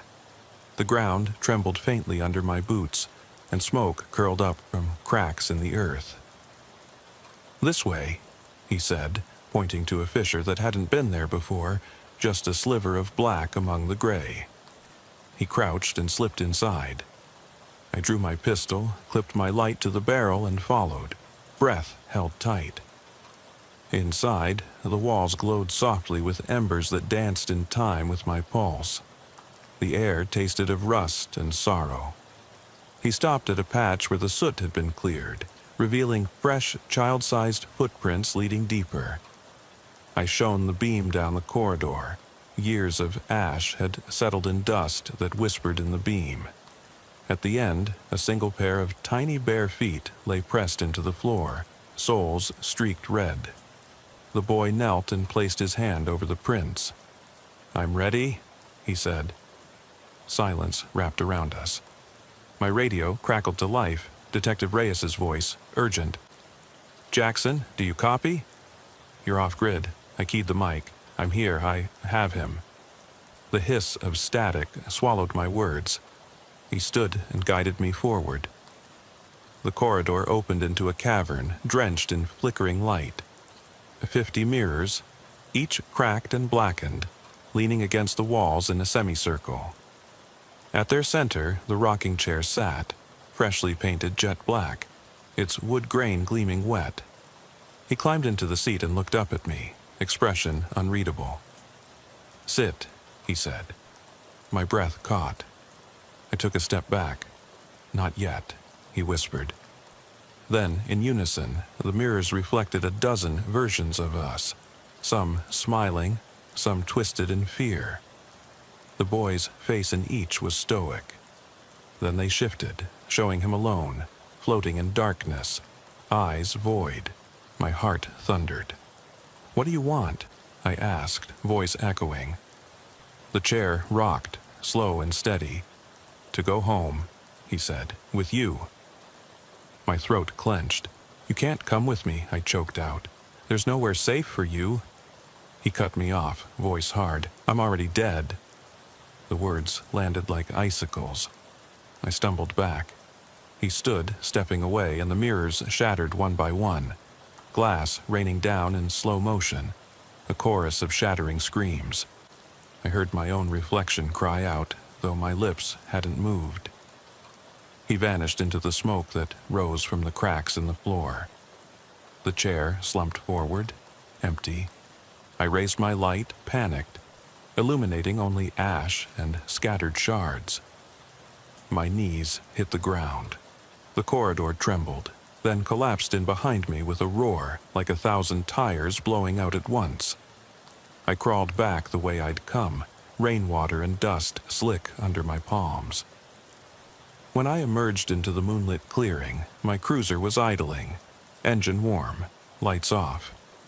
I sprinted to the driver's door. It swung open to reveal the front seat empty, sock gone. No sign he'd ever been there except a single smear of ash on the upholstery. I climbed in, locked the doors, and jabbed the key in the ignition. The engine fired, and I backed out onto the highway without looking back, tires throwing gravel into the darkness. As I passed mile marker 107, the sign's reflective paint glowed, a cold, lifeless beacon in the night. At the station, Reyes met me at the door, coat pulled tight against the damp. "Where is he?" His eyes were furious. "I don't know," I whispered, voice hollow. "I left him in there." He frowned, then noticed my blank look. "You look like hell." I sank to my knees, head in my hands. From my pocket I pulled the sock, crisp and clean as if brand new. He reached for it, but I jerked it back. "Don't touch it." He stared, uncertain, as I pressed it to my face. Its warmth seeped through the fabric. "He's not gone," I said. "He never will be." That night, I drove home in silence, leaving my cruiser idling until the fuel gauge dipped. Back inside my house, I flicked on every light, pacing rooms that felt smaller than ever. At one point, I caught movement in the hallway mirror, an echo of a child's silhouette flickering just behind my shoulder. I spun, but saw nothing. The mirror fogged over, and 3 tiny handprints appeared, pressed from the inside, smudging the glass. My breath caught. I raised my hand to wipe at them, but stopped. The prints pulsed faintly, as if breathing. I stared until the fog cleared, leaving only the dull reflection of the empty hallway. My pulse thundered in my ears. Somewhere in the dark, a lullaby began to play. Tinny, distorted, carried on a breeze that shouldn't exist indoors. I followed it to my bedroom door, opened it slow. The sock lay on the pillow next to an infant's toy car, unburned and gleaming under the lamp's cold light. I felt the floorboards shift beneath me. I swallowed against a lump in my throat. I knew someone, or something, was in my house. I knew I wasn't alone. And as the lullaby wound down into a final, distant giggle, I forced a question past the lump of terror in my chest, not knowing if I wanted an answer. Who, or what, was I bringing home with me? I eased the patrol car to a stop on the gravel shoulder, the wheels crunching over shale and broken glass. The tail lights of my Ford Interceptor glowed red against the night sky, painting the cornfields in deep ruby hues. I killed the engine, and the sudden quiet pressed in around me. Only the low hum of distant crickets and the faint whoosh of highway traffic a mile down the road. My breath came out in white puffs, though the thermometer read a mild 65 degrees. Something about that calm unsettled me more than a raging storm ever could. I checked my reflection in the rearview mirror. The pale glare of the overhead light revealed sweat beading on my forehead and tension around my jawline. "Jackson," I muttered into the darkness. "You got this." I clicked off the dome light and grabbed my flashlight, hand resting on the grip of my service pistol holstered at my side. The call had come 20 minutes ago. A young woman, living alone in a weathered farmhouse set back from US 95, heard glass breaking below and whispered frantic words about footsteps tracking her upstairs. Then her voice cut out, leaving only static. My radio crackled once. "Back up ETA 10 minutes, dispatch said. Too slow, too exposed. Trooper Rivera's cruiser would roll in eventually, but for now, this was my solo beat. I choked down a swallow of caffeine gum and stepped onto the pebbled walk, flashlight beams slicing the dark in a 10-foot cone. Moonlight barely filtered through a thin veil of clouds, casting the farmhouse in shifting patches of shadow. The front porch sagged under age, planks warped and splintered. I rapped the barrel of my flashlight against the door frame. Nothing. A closer look revealed the downstairs window. The lower sash burst inward, shards littering a crooked wooden box filled with dead leaves. Perfect for a terrified homeowner's escape route, or an intruder's entrance. I turned on the radio mic. "Jackson to dispatch, window entry confirmed, proceeding inside." No answer. I pressed my back against the weathered siding, glancing toward the cornfields where stalks swayed silently in the breeze. Out here, help could be miles away. I slipped through the broken pane, careful to avoid the larger shards. Glass crunched under my boots as I lowered myself into the dim kitchen. The air smelled of stale dust and old cooking oil. My flashlight beam swept across wooden cabinets bowed by humidity, a cast-iron skillet still stained with grease on the stove, and a ragged table where a half-empty coffee mug sat, abandoned in haste. I announced myself, "Oregon State Patrol. Anyone here, respond now."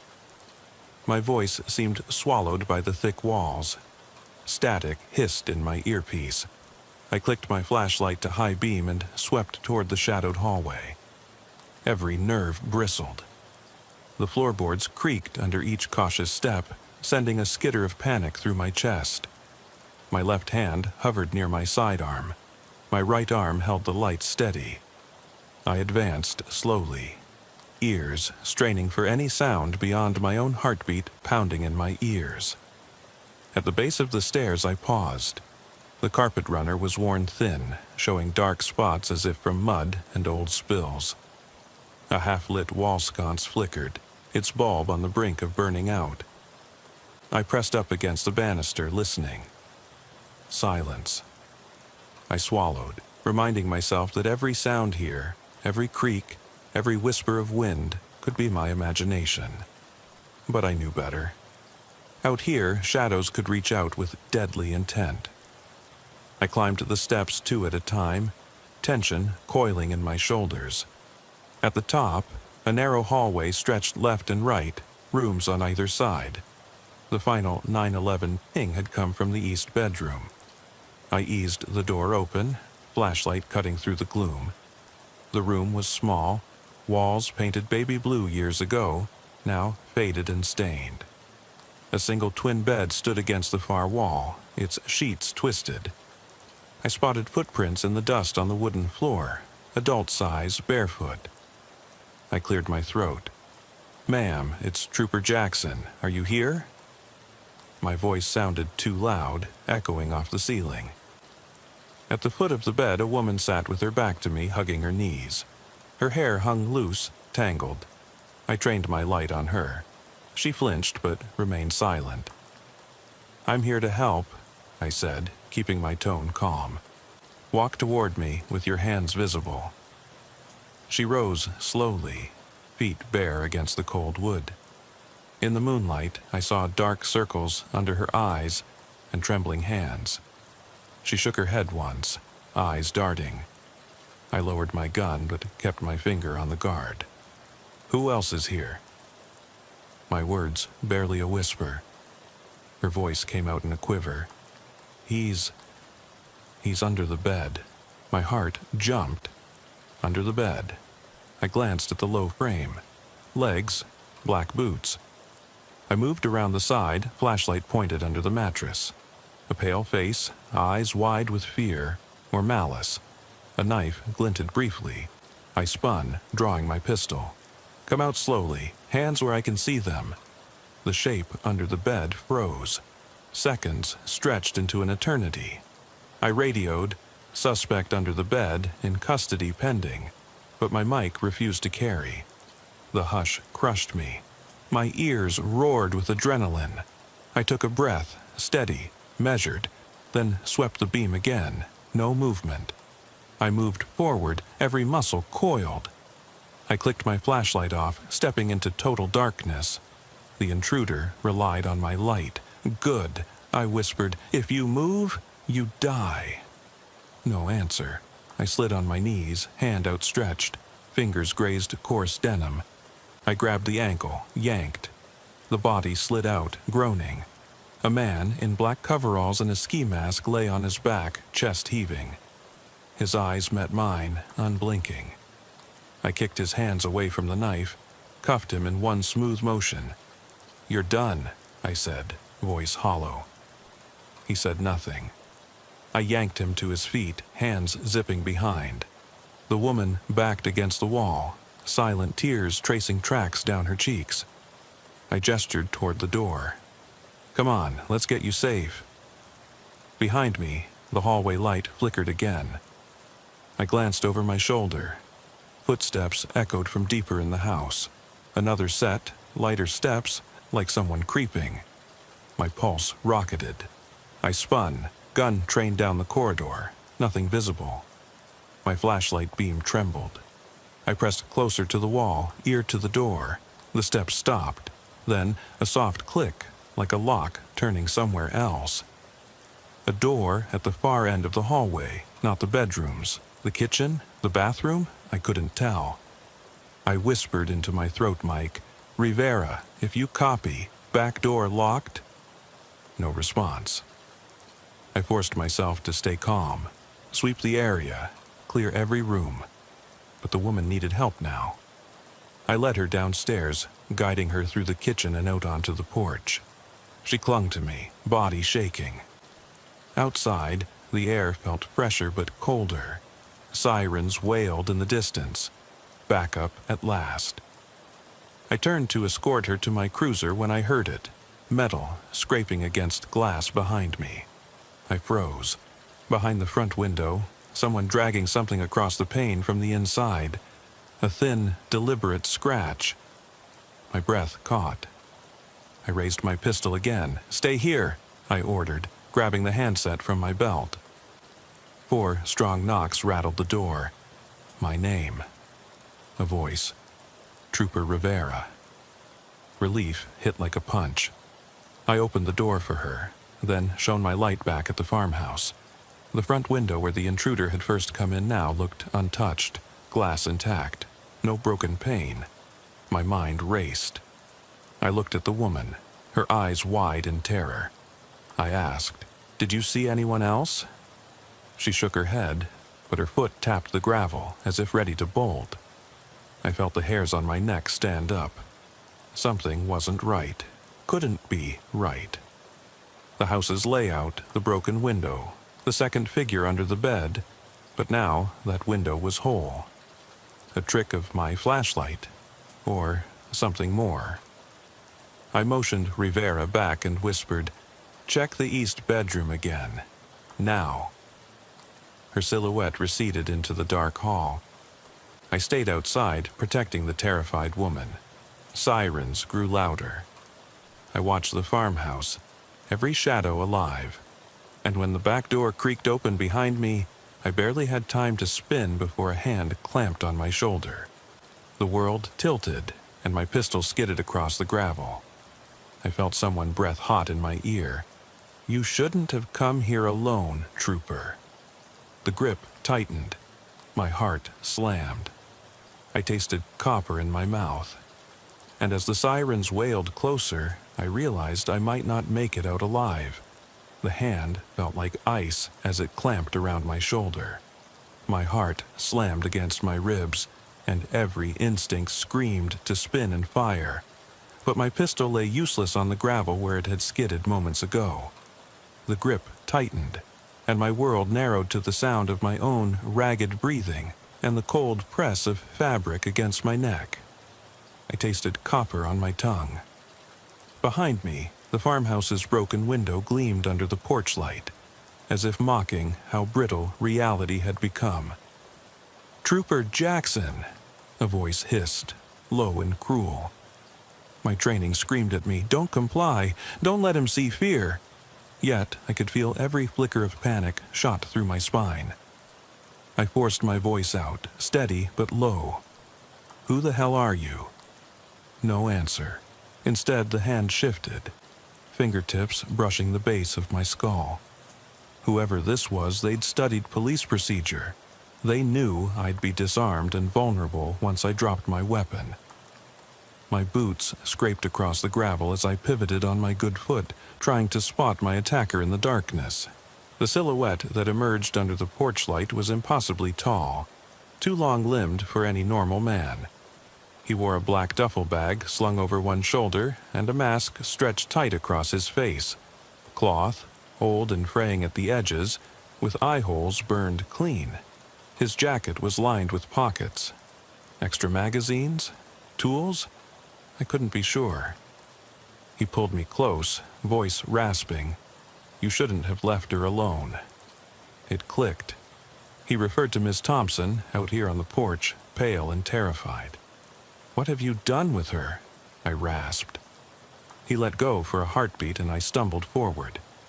Behind me, that desperate woman's sobs broke the night's lull, and I heard Rivera shout my name from somewhere behind the house.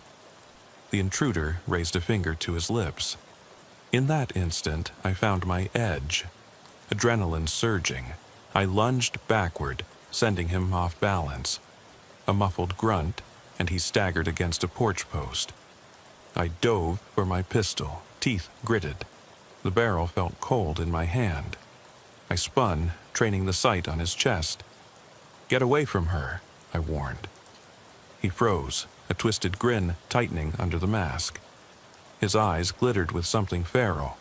"She's the reason I'm here," he said, voice hollow. Then, shifting the duffel bag, he jerked it toward me. "You're going to help me." Before I could react, crackling shouts cut through the dark. Rivera, backup, horns blazing down the long driveway. Lights swept across the field, blue and red dancing on the walls of the house. The intruder's posture flickered between tense aggression and cold calculation. He pressed his lips close to my ear, cold breath brushing my skin. "Tell them I have her inside." He nodded toward the farmhouse, his other hand pointing at the front door. Rivera came into view, pistol drawn, shouting commands I couldn't hear. I steadied my voice. "Man with hostage inside. Don't rush him." I backed away slowly, holding my gun trained on him. He nodded curtly, then slipped off the porch, fast, silent, almost inhuman. I radioed dispatch with my free hand. "Jackson to dispatch. Suspect moving into the house, likely with hostage. Proceed with extreme caution." No sooner had the words left my mouth than he bolted toward the front door, disappearing into those inky shadows. I sprinted across the porch, heart pounding. Rivera was halfway up the steps, her light swinging across the cracked window and shattered sill. Together, we ducked through the broken pane, guns raised. Inside, the kitchen smelled of dust and cold metal. The floor was littered with fragments of glass, the table overturned. We moved as a unit, me to the left, Rivera to the right, each footstep echoing like gunfire in the empty room. I signaled toward the stairs with my elbow. Rivera swept the ground floor. I hugged the banister and began the climb. Each step felt slower than the last, the tension coiling tighter. My flashlight beam trembled, illuminating nothing but peeling wallpaper. At the top, I saw the east bedroom door ajar, light flickering behind it. I pressed my back against the wall, breathing hard. "Rivera," I hissed. "He's here." She appeared behind me, flashlight and pistol aligned. "On 3, she whispered. 1, 2, 3. We kicked the door together. Inside, the room was in chaos. Sheets torn, furniture overturned, no sign of Thompson and no intruder. My blood ran cold. I swept the beam over the floor where we'd cuffed him under the bed just minutes ago, but now the mattress lay empty. "The bag," Rivera said, pointing at the black duffel slung over a nightstand. I flipped it open. Inside were her shoes, her purse, and, my stomach dropped, a folded shirt stained with sweat. No sign of a body. My mind raced. "He used the noise to get her out another way," I said. "Main door, back door?" We scanned the room. The window here was unbroken. The back, through the bathroom, led to a hallway. We darted out. The hallway light was out. I tapped the bulb, sputtered. We moved in near darkness, hands brushing walls. At the end lay the bathroom, door closed, exhale. I jammed my shoulder into it. Rivera kicked. It burst open. Inside, a single-pane window looked out onto the backyard. The latch was sprung. Footprints in the mud led away toward the cornfield, deep and wide. "No time," Rivera said, already moving. We bolted back downstairs, racing through the kitchen and out the back door. The night air slapped us as we plunged into the tall stalks, flashlights bobbing, rays lost in thick rows of corn. The footprints zigzagged as if he'd changed direction. We called out, her name, his name, any sound, but the field swallowed our voices. A distant siren wailed again, closer this time. I cursed under my breath. We had to find her, had to stop him. I followed the tracks to where the ground flattened. An old irrigation ditch ran through here. The footprints stopped at the edge. I crouched, heart hammering, chest tight. The bag lay open on the bank, empty. My breath blew misty in front of me. He couldn't leave without her, I murmured. Rivera turned a pale face toward me. "Then he took her under," she said, voice shaking. We pressed deeper into the ditch. The earth was damp, boots sinking. Every nerve screamed. Then, a soft gurgle. Water. We crawled forward, flashlights low, until I saw her, or what remained. Her jacket snagged on a bramble by the water's edge. The cuff bore my name. Jackson. My hand closed around the fabric, heart twisting. Only then did I see her, face down in the murky water, hair floating in dark tendrils. I leaned forward, flashlight illuminating her pale cheek, eyes open but unseeing. My stomach lurched. The world narrowed to the sound of my own gasp. Rivera shouted something, but I couldn't hear. My pistol slipped free from my grasp, clattering against mud. Trembling, I reached in, fingertips brushing cold skin. "Miss Thompson?" My voice cracked. No response, only the gentle ripple of water. Tears blurred my vision, salt stinging as they fell. A sudden rustle behind me. I spun, eyes wild, scanning the cornfield's edge. There, just beyond the stalks, he stood, mask removed. His face was pale, calm, expression unreadable. In his hand was my service badge, gleaming silver. He held it up like a trophy. Then he smiled, slow and satisfied, before stepping back into the corn. The stalks hissed shut behind him. I dropped to my knees in the ditch, lunging for her, but the water slipped through my fingers.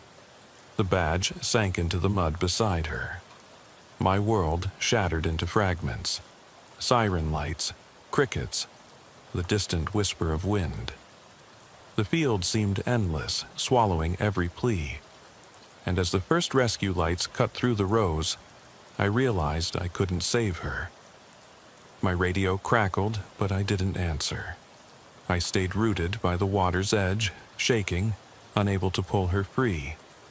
In the hush that followed, the cornfield breathed around me, and I knew one truth. Some calls end without closure, and the darkness keeps its own secrets. The sirens slammed into life around me, red and blue strobes slicing through the cornstalks. I barely heard the shouting of medics behind me as they skidded to a stop, boots thudding against the damp earth. I stayed on my knees, chest heaving, head bowed over Miss Thompson's motionless form, cold, unresponsive, the water's surface rippling with her final breath. A paramedic tore off gloves and knelt beside me, voice urgent. "Trooper, step back. We need space." I didn't move, not yet. My fingers still tangled in her jacket cuff, clutching the silver badge that had betrayed her. A hand on my shoulder jolted me upright. It was Rivera, eyes wide beneath her helmet light. "Jackson, she's gone. They've pronounced her." I nodded, but it felt like my whole body had been pronounced dead. I barely registered the paramedics' murmured commands over the radio, the detectives arriving, flashlights carving angles into the cornfield. Everything blurred, the rustle of cornstalks, the wail of the siren, the slap of rain starting against my cheek. I stood, every muscle locked, and let them pull me back. They lifted her onto a stretcher and carried her away, white sheet flapping like a wounded bird. Detective Harper approached, notebook in hand, eyes sympathetic yet clinical. "Trooper Jackson, I'm Detective Harper with the Harney County Sheriff's Office. Can you tell me what happened?" My voice came out as a croak. I recounted the call. Broken window, footsteps upstairs, the man under the bed, the escape into the field, the body in the ditch, the badge in his hand. Each word felt like a scalpel twisting inside me. Harper nodded, scribbled furiously. "You're certain you saw him drop the badge there?" I pointed at the mud and bramble. He smiled. He let it sink beside her. Harper's face hardened. "We'll collect everything, Jackson. We've got CSI on the way." A forensic tech crouched to take photographs. The badge's tarnished edges, the mud-streaked lapel, the blood in the water's edge. I watched my life being documented, my failure, my tragedy, in high-resolution frames. By dawn, the farmhouse and field were sealed off. I stood outside the yellow tape, arms folded, eyes hollow. Rivera stayed by my side, silent. I wanted to blame her, wanted to scream that she was late, that I should have waited, that I should have done something differently. But the only words I found were a flat, "I'm sorry." She squeezed my shoulder. "You did your best." But I knew better. My best had led to her body drifting in cold water. Later, at the station, I sat behind my desk under harsh fluorescent lights. Coffee had gone cold in my hand. Harper's questions had given way to the paperwork. Reports, logs, witness statements.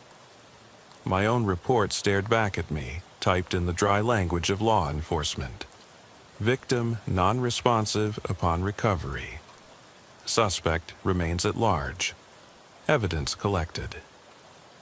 I stared at the line. Suspect remains at large, as if it were the last thing in the world I'd ever type. I left the station at 0700 hours, pulling the patrol car onto the wet pavement. The sky was leaden, clouds low and motionless. I drove in silence, the windshield wipers slapping a slow rhythm. Back home, the lights were off. My wife had left an anonymous note beside the door. "We'll talk when you're ready." I pressed my forehead to the cool wood, then stepped inside and shut the door without looking back. Inside, everything was still. The coffee table with last week's mail, a pair of children's mittens by the coat rack, our daughters, now too small, photographs of us at Yellowstone, smiling beneath geysers and evergreens. I flicked on the kitchen light and leaned against the counter. I tasted the bitterness of coffee 2 days gone. I flipped through the photos, each one a fragment of a life that felt liquid now, slipping through my fingers like the water in that ditch. I wondered how families survived when someone they loved became water in the field. That night, I woke at 02:30.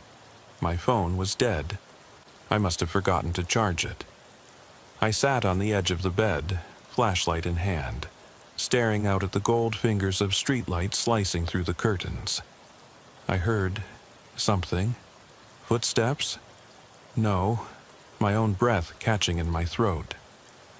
I shook my head and clicked off the light, but the room stayed bright with phantom pressure. My pillow was damp. I breathed in and out, 2, 3, 4, until I convinced myself it was just a dream. But the next morning, I found a single muddy footprint on the front walkway, press boot-shaped, pointing toward the dark near the storm grate, and beside it, half buried in dirt, lay my badge, clean, gleaming, as if newly minted. I bent to pick it up. Cold metal bit into my palm. My heart thudded. I knew I'd locked it in the evidence locker. Knew I'd handed it over to Harper. This was impossible. I checked the timestamp on the dash cam footage from the night.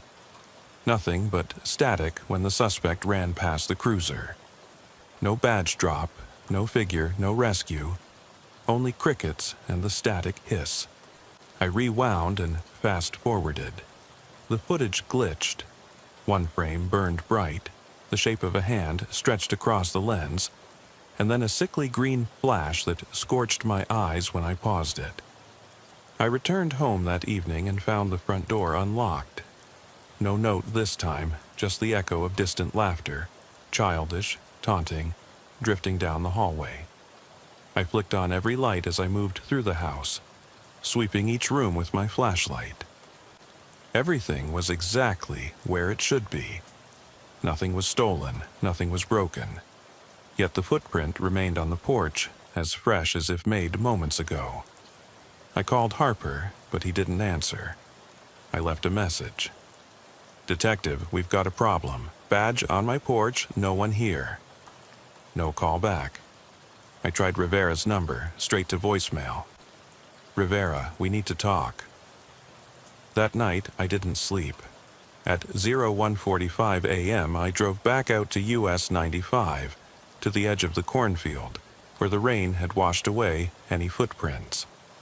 I stood under the same pale moon, flashlight beam skimming empty rows.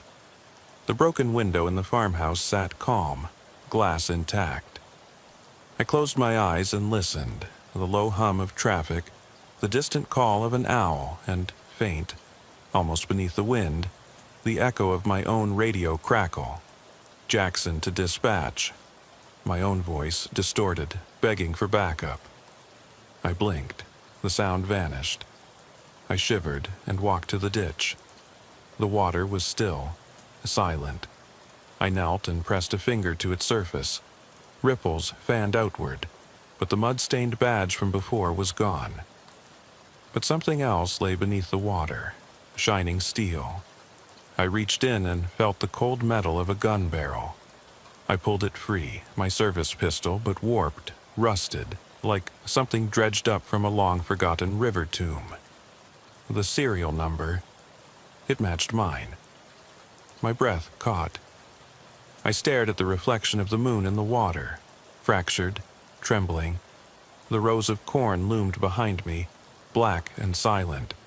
I felt eyes on me, an imperceptible shift in the air. I slid the pistol into my belt and stood, rain beginning to patter. In the corner of my vision, a figure stepped between the stalks, mask in hand. pale face half lit by moonlight, eyes too dark, too hollow.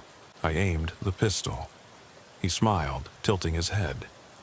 Then he raised his own gun, a service revolver identical to mine, and fired. A deafening crack. I dove aside as a splinter of cornstalks erupted where the bullet struck the earth. My heart slammed.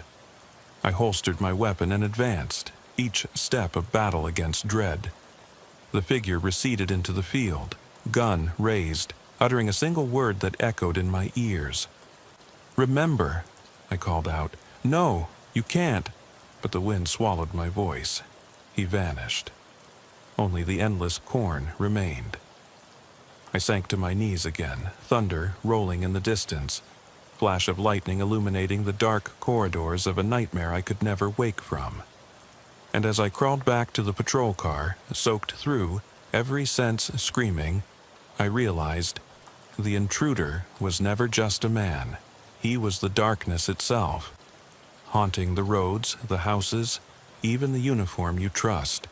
He wore my face and carried my gun. He understood procedure because he was the procedure's shadow, the silent partner to every call we answer. I started the engine and drove away, headlights swallowed by the endless ribbon of highway. The radio crackled one last time, and between static and silence I heard a voice, intoned softly, almost tenderly. "Trooper Jackson, are you there?" Could I ever answer, or would the darkness speak for me instead?